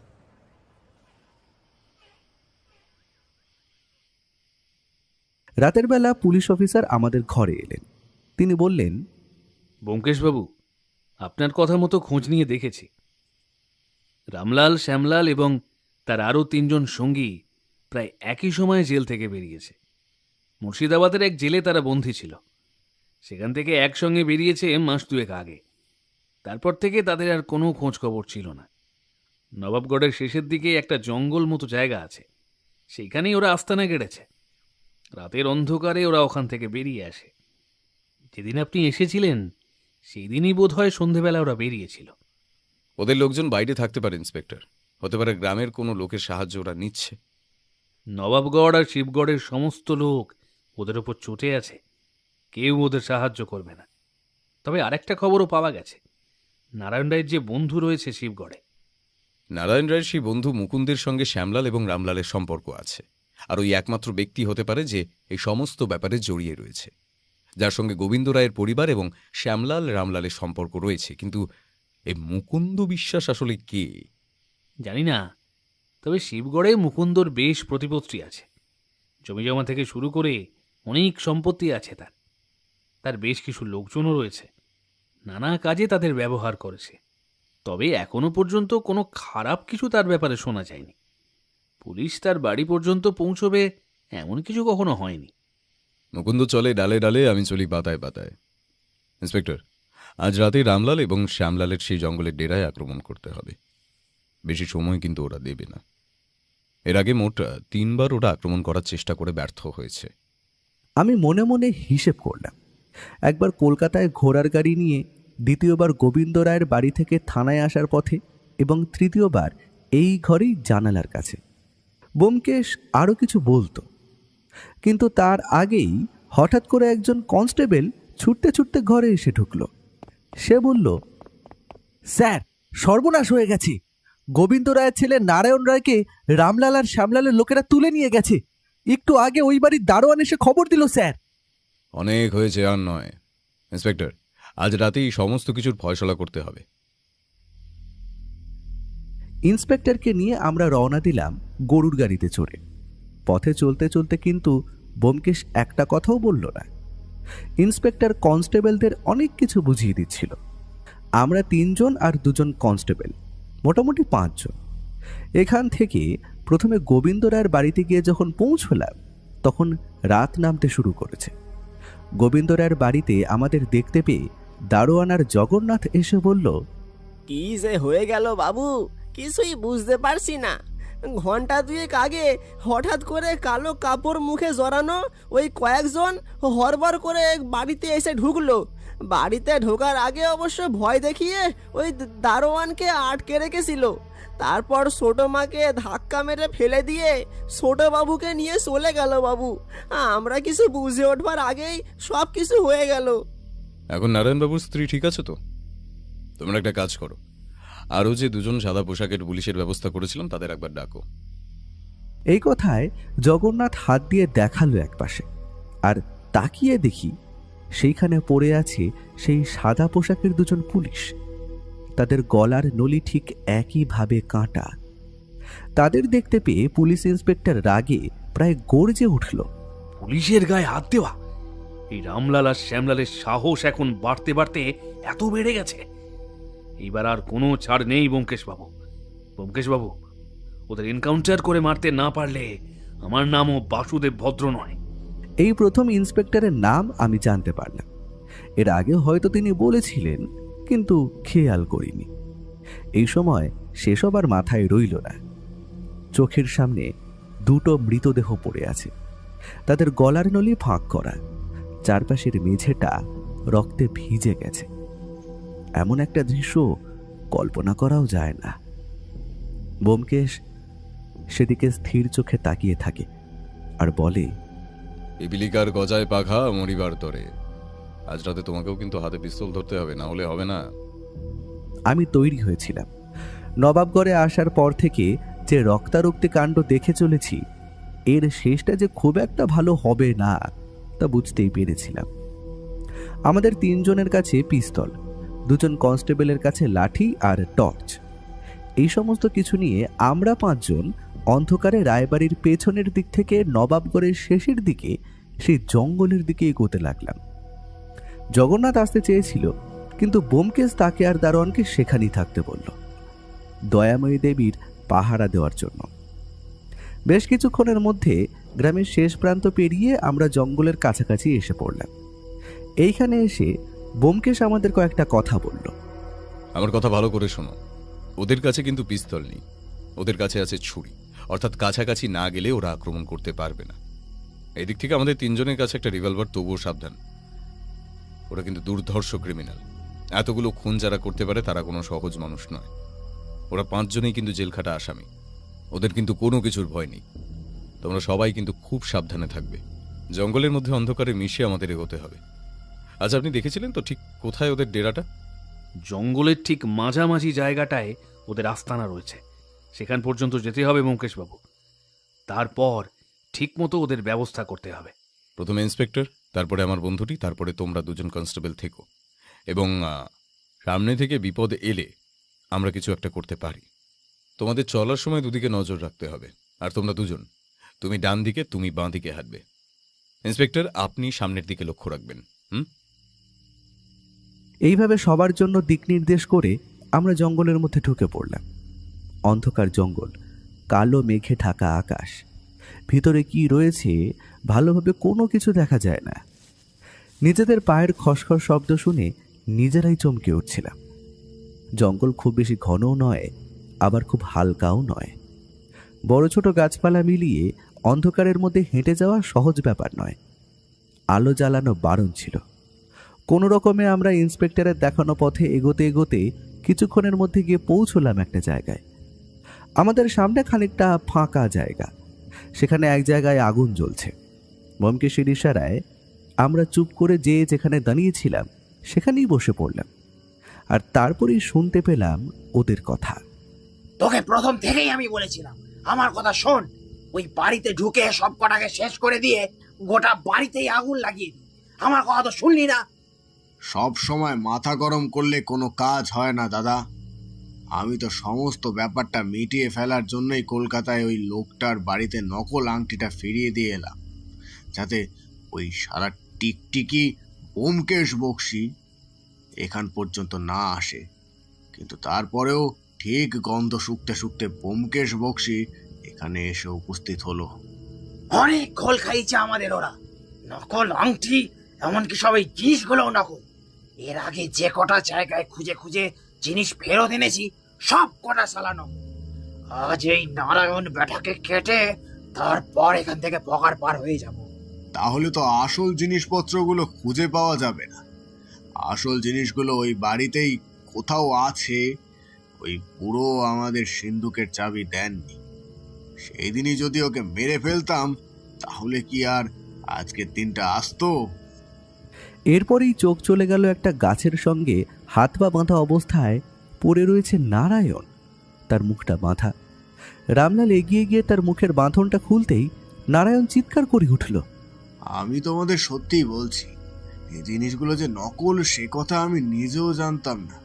বাবা কখনোই আমাদের এসব কথা বলেননি। ব্যোমকেশ বাবু অবশ্য যেন নকল একটা আংটির কথা বলেছিলেন।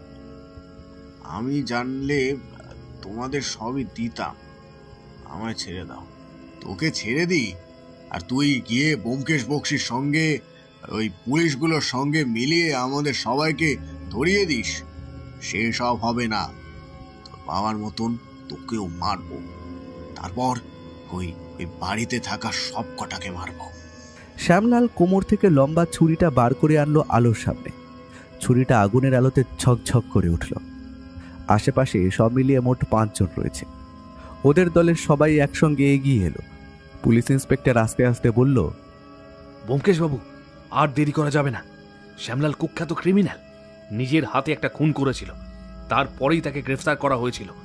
রামলালও তার সঙ্গে ছিল বলে ওদের 1 বছরের সাজা হয়েছিল। এখন চোখের সামনে নারায়ণ বাবুকে ওদের হাতে খুন হতে দেওয়া যাবে না। আর একটু অপেক্ষা করুন, একটুখানি অপেক্ষা করুন, তারপরেই সব ঠিক হয়ে যাবে। আর একটু অপেক্ষা করে যা, এক্ষুনি তুমি চলে আসবে আর তারপরে সবকিছু করবো। অধীর আগ্রহে অপেক্ষা করতে লাগলাম আমরা। আর অপেক্ষা করতে করতে জঙ্গলের অন্য প্রান্ত থেকে এসে ঢুকলো আরো একজন। তিনি কে ঠিক চিনতে পারলাম না, কিন্তু পুলিশ অফিসার তাকে দেখেই বলে উঠল, এ কি, উনি তো মুকুন্দ বাবু, নারায়ণ বাবুর বন্ধু। কিন্তু ইনি এখানে কি করছেন? এই জন্যই অপেক্ষা করতে বলেছিলাম ইন্সপেক্টর। এবার চলুন, দেখবেন সবাইকে যেন জ্যান্ত ধরা যায়। গুলি করবেন কিন্তু মেরে ফেলবেন না। মুকুন্দবাবু এগিয়ে গিয়ে ওদের কিছু বলতে যাবে, তার আগেই ঝট করে সবাই বেরিয়ে এলো। আমিও বেরোলাম। এরপর গুলি চলল। শ্যামলালের হাত এবং রামলালের পা লক্ষ্য করে প্রথমে গুলি চালানো হলো। গুলি চলতেই সবাই কেমন যেন ছত্রভঙ্গ হয়ে পালাবার চেষ্টা করল, কিন্তু গুলি লাগা সত্ত্বেও রামলাল ছুরিটা তুলে নিয়ে এগিয়ে গেল নারায়ণবাবুর দিকে। চিৎকার করে বলল, মরে যদি যাই তার আগে ওই ব্যাটাকে মারবই। কথাটা বলে রামলাল ছুরি তুলে নারায়ণকে লক্ষ্য করে মারতে যাবে। আমি ভয়ে চোখ বন্ধ করে ফেললাম। আর ঠিক তখনই আর একবার পিস্তল গর্জে উঠতেই রামলালের চিৎকার শোনা গেল। শ্যামলালের হাতে গুলি লেগেছিল, তার হাত থেকে ছুরি পড়ে গেছিল। সে পেছন থেকে ছুটে এসে ইন্সপেক্টরের গায়ের ওপর ঝাঁপিয়ে পড়েছে। এই সুযোগে মুকুন্দবাবু জঙ্গলের মধ্যে দৌড়তে গেলেন। ব্যোমকেশের কথা মতো 2 জন কনস্টেবল ছুটে গেল সেই দিকে। নারায়ণবাবু ভ্যাবাচাকা খেয়ে গেছিলেন। আমার হাতে রিভলভার। শ্যামলাল আর রামলাল ছাড়া বাকি 3 জনের মধ্যে একজনের পিছু নিলাম আমি। তারপরেই মনে পড়ল ব্যোমকেশের কথা। ওরা কিন্তু সবাই মস্ত বড় ক্রিমিনাল, ওদের কাউকে ক্ষমা করা যাবে না। তারপরেই প্রথমে সামনের লোকটার পা বরাবর গুলি করলাম। প্রথম গুলিটা লক্ষ্যভ্রষ্ট হলেও দ্বিতীয় গুলিটা লাগলো। তখন আর একজন প্রায় আমার কাছাকাছি চলে এসেছে। তার হাতের লম্বা ছুরিটা নিয়ে এসে ঝাঁপিয়ে পড়েছে আমার দিকে। আর একটু হলেই তার ছুরিটা আমার গলা বরাবর এসে পড়বে। এমন সময় সে একটা প্রচণ্ড ধাক্কা খেয়ে ছিটকে গেল একপাশে। দেখি ব্যোমকেশ তার পেট বরাবর প্রচণ্ড জোরে লাথি মেরেছে। তারপরেই সে ছুরি নিয়ে ঝাঁপিয়ে পড়ল ব্যোমকেশের উপর। চলতে লাগলো তাদের লড়াই। অন্য একজন এলো আমার দিকে, বন্দুকের বাঁটি দিয়ে তার মাথার কাছে মারতেই সে ছিটকে পড়ল। ছুরিটা আমার কাঁধটা ছুঁয়ে গেল। গল গল করে রক্ত বেরোতে লাগলো। এক মুহূর্তের মধ্যে গোটা জায়গাটা রক্তে ভরে উঠল। বেশিক্ষণ নয়, মাত্র মিনিট 10। তার মধ্যে সব কিছু শান্ত হয়ে গেল। রামলাল মারা গেছে। রামলালের গুলিটা সোজা গিয়ে লেগেছে গলার কাছে। শ্যামলালের হাতে গুলি লাগা অবস্থাতেই তাকে ধরা হলো এবং বাকি 2 জন মৃত। মুকুন্দবাবুকে ধরে আনলেন পুলিশ ইন্সপেক্টর নিজে। মুকুন্দবাবু বললেন,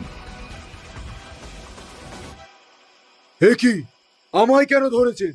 আমি তো নারায়ণকে ওরা ধরে এনেছে শুনে ওকে বাঁচাবার জন্য এখানে এসেছিলাম। ওসব কথা থানায় গিয়ে বলবেন। এখন চলুন। অফিসার, আপনি হয়তো জানেন না যে আমি কে। You don't have any idea who am I. আমার গায়ে হাত দেওয়ার ফল আপনাকে ভুগতেই হবে। ভুগতে যে একটু আপনাকেও হবে মুকুন্দবাবু। শ্যামলাল এবং রামলালের সঙ্গে হাত মিলিয়ে যে আপনি সমস্ত কিছু প্ল্যান করেছিলেন সে কথা তো আমরা ঠিক খুঁজে বার করব। শ্যামলাল সে কথা স্বীকার না করলেও নারায়ণবাবুর জবানবন্দি থেকে জানা যাবে যেদিন রাতে গোবিন্দবাবুর মৃত্যু হয়েছে সেদিন রাতে আপনি ইচ্ছে করে আপনার বাড়িতে নারায়ণবাবুকে ধরে রেখেছিলেন। What nonsense! তাতেই প্রমাণ হয় না যে ওদের সঙ্গে আমার হাত রয়েছে? তাতে প্রমাণ হয় না, কিন্তু আপনার বাড়ির কাজের লোক হরিহরের সাক্ষী অনুযায়ী শ্যামলাল এবং রামলালের সঙ্গে আপনাকে বেশ কয়েকবার দেখা গেছে। আপনি হয়তো ভুলে গেছেন হরিহর নবাবপুরের লোক। এই হরিহর আপনার বিরুদ্ধে অনেক কথা আমাদের বলেছে, যদি একটু কষ্ট করতে হয়েছে। হরিহরকে সামান্য মিথ্যে কথা বলে ভয় দেখাতে হয়েছে। মুকুন্দবাবু যেভাবে ব্যোমকেশের দিকে তাকালেন, তার চোখে যদি কোনো অলৌকিক ক্ষমতা থাকত তাহলে সে আজ ব্যোমকেশকে ধ্বংস করে দিত, কিন্তু সেটা হলো না। পুলিশ ইন্সপেক্টর সবাইকে নিয়ে কনস্টেবলদের সাহায্যে গরুর গাড়িতে চেপে সেই রাতেই রওনা দিল থানার উদ্দেশ্যে। শুধু আমি, ব্যোমকেশ আর নারায়ণবাবু ফিরে গেলাম তার বাড়িতে। সেখানে তখন দয়াময়ী দেবীর অবস্থা সামান্য ভালো হয়েছে। জগন্নাথ, দারোয়ান সবাই মিলে একতলার ঘরে কোনো রকমে আশ্রয় নিলাম। নারায়ণবাবু বললেন, ওটা ব্যাপারটা যে কি হলো আমি কিছুই বুঝতে পারলাম না ব্যোমকেশ বাবু। এই শ্যামলাল রামলালের সঙ্গে মুকুন্দর সম্পর্ক কি? এই ঘটনা জানতে গেলে ইতিহাসের প্রথম দিকে আমাদের একটু যেতে হবে। আপনার বাবা আমাদের যে ইতিহাসের কথা বলেছিল তা ঠিক হলেও তার পরের অংশে সামান্য গরমিল ছিল, কিংবা সেই কথাটা তার জানা ছিল না। যেটাতে জগৎ রায় বেশ কিছু জিনিসপত্র নিয়ে নবাবের মহল থেকে চলে আসে, সেটাতে তার সঙ্গে ছিল পেশোয়ার বক্সী এবং মাধবলাল। পেশোয়ার বক্সী নিজের ভাগের সম্পত্তি বুঝে নিয়ে পাকিস্তানে চলে গেল। মাধবলালের সঙ্গে জগৎ রায়ের সামান্য বিরোধ বাদে বেশিরভাগ জিনিসপত্র নিয়ে, এবং তার মধ্যে ছিল ওই আংটিটা। ওই আংটি আসলে মাধবলাল আনলেও ওই আংটি নিয়েছিলেন জগৎ রায়। তখনকার মতো মাধবলাল পশ্চিম দিকে চলে গেলেও আপনাদের পরিবার যেমন বাড়তে থাকে তেমন বাড়তে থাকে মাধবলালের পরিবার, এবং মাধবলালের পরিবার পশ্চিমে গিয়ে ডাকাতের দলের সঙ্গে গিয়ে মেশে। বাবার ছোটবেলায় বাড়িতে ডাকাত পড়েছিল, সেই ডাকাতির সঙ্গে কি ওই মাধবলালের বংশের সম্পর্ক আছে? যদিও আমার অনুমান, তবু আমার অনুমান মিথ্যে হতে পারে না। তারপর সেই বংশ থেকে আসে রামলাল এবং শ্যামলাল। তারা এই পরিবারের সম্পত্তির কথা জানতে পারে। ডাকাতের দল হওয়ায় তাদের সম্পত্তি জমিজমা সব শেষ হয়ে গেছে। তারা এখানে এসে পড়ে আস্তানা করে। দু একবার তারা হয়তো গোবিন্দ রায়ের সঙ্গে দেখা করার চেষ্টা করেছিল, কিন্তু গোবিন্দ রায় তাদের তাড়িয়ে দেন। এরপরে তারা পরিকল্পনা করে চুরির চেষ্টায় বাড়িতে ঢুকলেও তাতে কোনো লাভ হয় না, কারণ ওই সমস্ত জিনিসপত্র গোবিন্দ রায় লুকিয়ে রেখেছিলেন গোপন জায়গায়। গোবিন্দ রায় এমনি এমনি জিনিসগুলো নকল তৈরি করাননি, ওদের হাত থেকে বাঁচবার জন্যই করিয়েছিলেন। কিন্তু তারপরে আর্থিক সমস্যায় পড়ে তিনি জিনিসপত্রগুলো বিক্রি করার কথা ভাবলেন। তার মাথায় একটা পরিকল্পনা আসে। মনমোহনবাবুর সঙ্গে মিলে তিনি আসল জিনিসগুলোর একটা নকল অর্থাৎ রেপ্লিকা তৈরি করান প্রত্যেকটার। এরপর সেই রেপ্লিকাগুলোকে আসল বলে তিনি বিক্রি করতে শুরু করেন। এদিকে কয়েক মাস আগে রায়বাড়িতে দুজন এসেছিল। তারা ছিল ছদ্মবেশী শ্যামলাল এবং রামলাল। তারা ওই আংটি কিনতে চায়নি, তারা চাপ দিয়ে ওই আংটি বার করতে চেয়েছিল গোবিন্দ রায়ের কাছ থেকে। কিন্তু গোবিন্দ রায় সমস্ত ব্যাপার বাইরে বেরিয়ে আসবে ভেবে চুপ করে যান। ওদেরকে এই আংটি বিক্রি করবেন না এমন কথা বলে ওদের তাড়িয়ে দেন। এইবার সমস্যা দাঁড়ায় অন্য জায়গায়। রামলাল আর শ্যামলাল বুঝতে পারে এইভাবে কিচ্ছু হবে না, তাই তারা খোঁজ করতে শুরু করে। তাদের লোকেরা নজর রাখে এই বাড়ির উপর, এবং যেই এই বাড়িতে আসছে কিছু কিছু অ্যান্টিক জিনিস কিনছে, ওরা তাদের উপর আক্রমণ করে তাদের কাছ থেকে জিনিসগুলো নিয়ে নিত। প্রথমে হয়তো ওরা বুঝতে পারেনি এগুলো নকল, কারণ গোবিন্দবাবু সমস্ত কিছুই যে ভোগ করার জন্য তৈরি করিয়েছিলেন তেমন কিন্তু নয়। কিন্তু এই সমস্যা হয় ওই আংটিটার সময়। আংটির পাথর থেকে শুরু করে সোনার অংশ সবকিছুই ছিল নকল। এই আংটি তৈরি করার পরে গোবিন্দ রায় বুঝতে পারেন ওরা আক্রমণ করতে পারে, তাই প্রদ্যুৎবাবুকে ওই নকল আংটিটা বিক্রি করেন। আর ঠিক তার আগে আগেই কোনো একটা খুনের দায় রামলাল এবং শ্যামলাল জেলে চলে যায়। গোবিন্দ রায় ভেবেছিলেন ঝামেলা মিটল, কিন্তু 6 মাসের মধ্যে কোনোভাবে ওরা জেল থেকে বেরিয়ে যায়। আমি খোঁজ নিয়ে দেখেছি, জেলে ওদের ভালো ব্যবহার এবং যে খুনটা ওরা করেছিল সেই খুনের কোনো প্রত্যক্ষদর্শী না থাকায় শুধুমাত্র হুমকির অপরাধে ওদের শাস্তি হয়েছিল, তাই সেই শাস্তি বেশি দূর পর্যন্ত গড়ায় না। কিন্তু আমার মাথায় একটা ব্যাপার কিছুতেই ঢুকছিল না, ওদের সাহায্য বাইরে থেকে করেছিল কে? পরেই মুকুন্দ বিশ্বাসের নামটা মনে আসে। মুকুন্দ বিশ্বাস বাইরে থেকে ওদের সাহায্য করে বারবার। এখানে ওরা ফিরে আসার পর মুকুন্দ বিশ্বাসের সঙ্গে দেখা করতেই মুকুন্দ বিশ্বাস জানিয়ে দেয় ওই আংটি বিক্রি হয়ে গেছে। মুকুন্দ বিশ্বাস নিজেও জানতো না যে আংটিটা যে নকল, কারণ তার আগে তো আংটিটা আমি দেখিনি। তারপরেই তদন্ত করতে গিয়ে জানা যায় আংটি ফেরত দেওয়ার পরেও মাধব খুন হয়েছে এবং মাধবের বাবাকে কেউ অপহরণ করার চেষ্টা করেছে। মাধবের বাবা কোনো রকমে পালিয়ে এসে লুকিয়ে থাকে। তারপর তাকে পুলিশি পাহারায় রেখে আমরা এখানে আসি। এখানে এসে বুঝতে পারি ঘটনাটা বড্ড জটিল। মুকুন্দ ওদের সাথে জড়িত আছে, সেই কথাটা আপনি সত্যি সত্যি জানলেন কি করে? কয়েকদিন আগে দুপুরের দিকে একবার আমি বেরিয়েছিলাম। মহাদেব আমায় ব্যাপারে অনেক সাহায্য করেছে। মহাদেব আমায় হরিহরের কথা বলেছিল। হরিহর আগে থাকতো নবাবগড়ে, পরে চলে যায়। এখন হরিহরের সঙ্গে গোবিন্দ রায়ের সরাসরি সম্পর্ক না থাকলেও এই বাড়ির সঙ্গে তার পরিবারের সম্পর্ক জড়িয়ে আছে। তাই হরিহরের সঙ্গে কথা বলতেই শ্যামলাল এবং রামলাল যে মাঝে মাঝে রাতের অন্ধকারে ওই বাড়িতে যায় সে কথা সে আমাদের জানিয়ে দেয়। তখনই বুঝতে পারি ব্যাপারটা, কিন্তু মুকুন্দবাবু যে নারায়ণবাবুকে হত্যা করার পরিকল্পনা করবে সে কথা বুঝতে পারিনি। আমরা অনেকবার বলার পরেও আমাদেরকে ছাড়তে চাইনি কখনোই। ভেবেছিলাম আমাদের ছাড়তে চাইছেন না, বোধহয় অনেক রাত করে এতটা পথ ফিরবো তার জন্য। কিন্তু এখন বুঝতে পারছি সেটা তো আসলে এই বাড়িতে আক্রমণ হবে সেই জন্য। কিন্তু সেই রাতে যদি আমাদের ছেড়ে দিয়ে আক্রমণ করতো তাহলেই তো একসাথে আমাদের মানে আমার বাবাকে এবং আমাকেও মারতে পারতো। ওদের কাজটা সুবিধার হয়ে যেত। রামলাল কাউকে মারতে চাইনি। আমি কলকাতার রাস্তায় ল্যাম্পপোস্টের আলোর নিচে যাকে দেখতে পেয়েছিলাম সে আসলে ছিল রামলাল। সে সমস্ত ব্যাপারটা অতি সাবধানে সহজে পরিষ্কার করতে চাইছিল যাতে আসল আংটি ওদের হাতে চলে আসে। শ্যামলাল ছিল মার্ডারার। আসলে যে খুনের কারণে জেল হয়েছিল সেই খুনটা করেছিল শ্যামলাল নিজে। মাধবের বাবার সঙ্গে কথা বলে শ্যামলালের সামান্য বর্ণনা আমি পেয়েছিলাম। শ্যামলালই গিয়েছিল মাধবের বাড়িতে। এইবার সমস্যা হলো শ্যামলাল এবং রামলাল ওই আংটির পেছনে রয়েছে, মুকুন্দদের সাহায্য করছে। কিন্তু এই আংটি যে কোথায় আছে সেটা কি করে খুঁজে বের করবে? এটা হলো ভয়। মুকুন্দ তাই পরিকল্পনা করে গোবিন্দবাবুকে খুন করায়, যাতে ভয়ে ভয়ে নারায়ণ সমস্ত কিছু খুঁজে বার করে এখান থেকে অন্য কোথাও চলে যাওয়ার কথা ভাবে, কিংবা মুকুন্দবাবুকে সবকিছু বলে। মনে করে বলুন তো, ও একবারও আপনার কাছে ওসব ব্যাপারে জানতে চায়নি? সরাসরি জানতে চাইনি, তবে বলেছিল আমাদের বাড়িতে যে জিনিসপত্রগুলো আছে সেগুলো দেখতে চায়। একবার জহুরি দিয়ে পরীক্ষা করে নিতে সেগুলো আসল না নকল। মাঝে মাঝে মনে হয় অনেক পুরানো জিনিস তো, মাঝে মাঝে নকল বেরোয়, কিন্তু আমি সেসব বিষয়ে খুব একটা গুরুত্ব দিইনি। কাজগুলো হয়তো আরো সহজে আস্তে আস্তেই হতো, কিন্তু আমি এখানে এসে পড়ায় ওদের সমস্যা হয়ে যায়। তাই ওরা তাড়াহুড়ো করতে শুরু করে। সেদিন যে আমি মুকুন্দবাবুর ব্যাপারে কিছু খবর জোগাড় করতে পেরেছি সেটা ওদের কাছে খবর চলে গিয়েছিল, আর তারপরেই হরিহর নিরুদ্দেশ হয়ে যায়। আমি নিশ্চিত হরিহরকে ওরাই কিছু করেছে, আর তাই রাতের সুযোগ নিয়ে তাড়াতাড়ি করে ওরা নারায়ণবাবুকে আটক করে। যদি নারায়ণবাবুকে খুন করে বাড়িতে ঢুকে জিনিসপত্র লুট করা যেতে পারে আর কি। কিন্তু সমস্যা হয়ে যায় একজন মাত্র ব্যক্তি, আর সেটা হলাম গিয়ে আমি। কিন্তু সন্ধে পর্যন্ত তো তুমি তেমন কিছুই জানতে না। তুমি তো নিজেই বলেছিলে ও জঙ্গলে মুকুন্দবাবুর সঙ্গে একবার কথা বলা দরকার। তুমি কি বুঝতে পেরেছিলে এত তাড়াতাড়ি এমন একটা কাজ করে বসবে সে? বুঝতে পেরেছিলাম, কারণ মহাদেবকে নিয়ে আমি একটা গল্প ছড়িয়ে দিয়েছিলাম নবাবগড় এবং শিবগড়ের সাধারণ মানুষদের জন্য। ওরা সকলেই জেনে গিয়েছিল কলকাতা থেকে একজন লোক আসবে গোবিন্দবাবুর বাড়িতে, যিনি নারায়ণবাবুর কাছ থেকে সমস্ত পুরনো জিনিসপত্র একেবারে কিনে নিয়ে যাবে এবং তার কাছে সমস্ত কিছু বিক্রি করার পরে নারায়ণবাবু এই বাড়ি ছেড়ে এবং এই নবাবগড় ছেড়ে অন্যত্র চলে যাবে। এটা ছিল একটা ফাঁদ, আর সেই ফাঁদে ওরা পা দিয়েছিল। এবার কি হবে? ওরা যদি আবার জেল থেকে ছাড়া পেয়ে যায়? জেল থেকে ওরা ছাড়া আর পাবে না।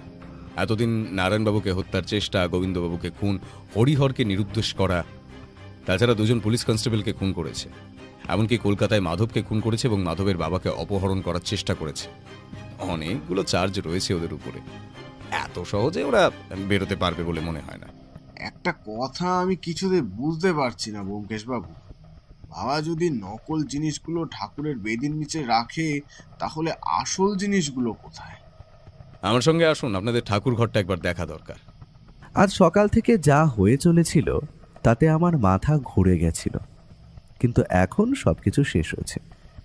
গোটা শরীর যেন ভেঙে পড়েছিল ক্লান্তিতে, বিশ্রাম প্রয়োজন। তবুও আমরা গিয়ে পৌঁছলাম ঠাকুর ঘরে। নারায়ণ মন্দির যেখানে, সেখানে দেখা গেল একটা বাক্স। এই বাক্সর মধ্যে পুরনো অনেক জিনিসপত্র, অ্যান্টিক থেকে শুরু করে সোনার চুড়ি এবং গলার হার ছাড়াও বেশ কিছু মূর্তি পর্যন্ত রয়েছে। ব্যোমকেশ এগুলো হাতে তুলে নিয়ে দেখতে দেখতে বলল, এগুলো নকল, নকল জিনিসগুলো ওপরে রাখা হয়েছে। এই গর্ভগৃহের মধ্যে আর কি আছে, একবার টর্চের আলো ফেলুন তো দেখি। টর্চের আলো ফেলতেই দেখা গেল গর্ভগৃহ ফাঁকা, চারপাশে কোথাও কিছু নেই। ব্যোমকেশ কি যেন ভাবতে লাগলো। সেদিকে ভালো করে দেখতে দেখতে কি যেন ভাবতে লাগলো। হঠাৎ দয়াময়ী দেবী বললেন, কোথায় বাড়িটা মেরামতের প্রয়োজন সেসব দিকে বাবা কোনো কিছুই করেননি, অথচ 6 মাস আগে ওই গর্ভগৃহ মেরামত করিয়েছিলেন এবং ওর ভিতরে কি সমস্ত কাজও করিয়েছিলেন। এই কথায় ব্যোমকেশের মুখে একটা হাসি ফুটে উঠল। দারোয়ানকে বলে একটা শাবল জোগাড় করে সেই শাবল নিয়ে নামলো ছোট্ট গর্ভগৃহের নিচের দিকে। তারপর শাবল ঠুকতে লাগলো দেওয়ালের কাছে। ঠুকতে ঠুকতে শব্দ শুনতে লাগলো যেন। তারপর এক জায়গায় একটা সামান্য ফাঁপা শব্দ হতেই সেখানে শাবল চালাতে লাগলো। একটু পরে দারোয়ান নিজেও নিচে নেমে শাবল চালানো শুরু করলো। একটা গর্ত তৈরি হলো। গর্তের ভিতরে দেখা গেল আর একটা বাক্স। সেই বাক্সটা বার করে এনে খুলতেই টর্চের আলো বাক্সের ভিতরে পড়তে তার থেকে যেন দুটি ঠিকরে বেরিয়ে চারপাশটা ঝলমল করে উঠল। এগুলো যে আসল জিনিস তা বলে দিতে হয় না। সোনা, রূপো, এমনকি বেশ কিছু মূল্যবান পাথরের তৈরি জিনিসপত্র রয়েছে। ব্যোমকেশ তার মধ্যে থেকে একটা বাক্স তুলে নিল। তারপর সেটা হাতে তুলে নিয়ে বলল, এই হলো সেই বাক্স, আর এই বাক্সের মধ্যেই রয়েছে সেই নবাব সিরাজউদ্দৌলার নীল পাথরের আংটি, যার জন্য কলকাতা শহরে প্রদ্যুৎবাবুর রাতের ঘুম পর্যন্ত উড়িয়ে দিয়েছিল, যার জন্য জগৎ রায় এবং মাধবলালের মধ্যে শত্রুতা তৈরি হয়। সেই শত্রুতা 200 বছর ধরে বংশ পরম্পরায় চলে, তার জন্য নবাবগড়ে এতগুলো মানুষ মারা গেছে এবং যার জন্য রামলালের মৃত্যু এবং শ্যামলালের গ্রেপ্তারি পর্যন্ত হয়েছে। আমরা যেন অধীর আগ্রহে অপেক্ষা করতে লাগলাম জিনিসটা দেখার জন্য। আস্তে আস্তে বাক্সের মুখটা খুলতেই দেখা মিলল একটা নীল পাথরের আংটির। দেখা গেল তার উজ্জ্বলতা এই টর্চের আলোতে বেশ ছড়িয়ে পড়েছে। সঙ্গে সঙ্গে মনে পড়ে গেল আমাদের বাড়িতে টেবিলের উপর দেখা সেই আংটিটার কথা। সেই আংটির সঙ্গে এই আংটির মিল রয়েছে, কিন্তু দিনের আলোতেও সেই আংটির উজ্জ্বলতা আর এই রাতের টর্চের আলোতে এই উজ্জ্বলতার চেয়ে বেশি হতে পারে না। আমরা সবাই অবাক হয়ে তাকিয়ে রয়েছি। ব্যোমকেশ বলল, এই আংটি সত্যি সত্যি একসময় নবাব সিরাজউদ্দৌলার হাতে স্থান পেয়েছিল। তিনি এই আংটি ব্যবহার করতেন নিজের ডান হাতের অনামিকায়। আপনাদের সম্পত্তি আপনাদের কাছেই থাকুক, এবার যা ব্যবস্থা করার আপনারা করবেন। অনেক রাত হলো, আজকের দিনটা এই বাড়িতে আশ্রয় দিন, কাল সকালে আমরা এখান থেকে বেরিয়ে পড়ব। ওর চোখে জল এসেছিল। নারায়ণবাবু এগিয়ে এসে ব্যোমকেশের দুটো হাত জড়িয়ে ধরে ধরা গলায় বলল, কি যে বললেন ব্যোমকেশ বাবু, আপনি না থাকলে যে আমাদের গোটা পরিবার যে কি হতো। আপনার জন্য আমরা সবাই রক্ষা পেয়েছি। এই আংটি, সোনাদানা কোনো কিছুই আমার কাছে গুরুত্বপূর্ণ নয়। আমরা যে প্রাণে বেঁচে গেছি এটাই সব থেকে বড়। ওগুলো ওখানেই থাকবে, ওই গর্ভগৃহের মাঝে যেখানে বাবা রেখে গিয়েছিলেন সেইখানেই। আর পুরনো জিনিসপত্রগুলো বের করে এনে আমাদের বাবার ঘরে সাজিয়ে রাখতে হবে। প্রয়োজনে বিক্রি করব, তবে এবার আর নকল বলে না, আসল জিনিসপত্রের রেপ্লিকা বলে বিক্রি করব। সেই দিনের মতো ওই বাড়িতে বিশ্রাম করে পরদিন সকালে আমরা নারায়ণবাবুর ঠিক করে দেওয়া গাড়িতে প্রথমে গেছিলাম থানায়। শুনলাম সেখান থেকে অপরাধীদের মধ্যে 2-1জনকে হাসপাতালে এবং বাকিদেরকে পাঠিয়ে দেওয়া হয়েছে মুর্শিদাবাদ বড় থানায়। সেখানেই তারা থাকবে যতদিন না কেসটা সেখান থেকে আদালত পর্যন্ত নিয়ে যাওয়া হবে। আপনি শুধু রায়বাড়ির নয় ব্যোমকেশবাবু, গোটা নবাবগড়ের যে কি বড় উপকার করলেন তা আপনি নিজেও জানেন না। আপনারা কি আজই চলে যাবেন? বেরোতে হবে ইন্সপেক্টর, আর থাকা যাবে না। অনেক দিন হলো কলকাতা ছেড়ে এখানে আছি, আর এখানে ভালো লাগছে না। আজকে আমরা বেরিয়ে পড়ব। মহাদেবকে একটা খবর দিন। কথাটা বলে আমরা বেরিয়ে এসেছি। দেখি বেশ কিছু লোকজন জড়ো হয়েছে থানার সামনে। আমরা তো অবাক হয়ে গেলাম। আমাদের সাথে ইন্সপেক্টরও বেরিয়েছিল। চিন্তা করবেন না, ওরা নবাবগড় আর শিবগড়ের মানুষ। যেই খবর পেয়েছে রামলাল ও শ্যামলাল ধরা পড়েছে, আর মুকুন্দবাবু এতদিন ধরে ভালো মানুষের আড়ালেই সব কিছু করছিলেন, ওরা তাই আপনাকে দেখতে চলে এসেছে। সবাই অবাক হয়ে তাকিয়ে রইল ব্যোমকেশের দিকে।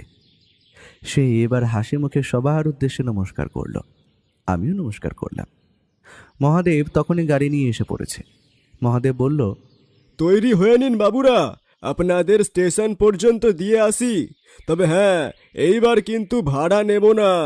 আমাদের নবাবগড়ে শান্তি ফিরিয়ে আনার জন্য এভাবেই মহাদেবের তরফ থেকে আপনাদের দেওয়া একটি ছোট্ট উপহার, বুঝলেন তো?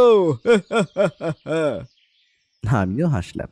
ব্যোমকেশকে চিন্তামুক্ত হয়ে খোলা মনে হাসতে দেখলাম। অনেকদিন পর কলকাতায় যাওয়া হবে।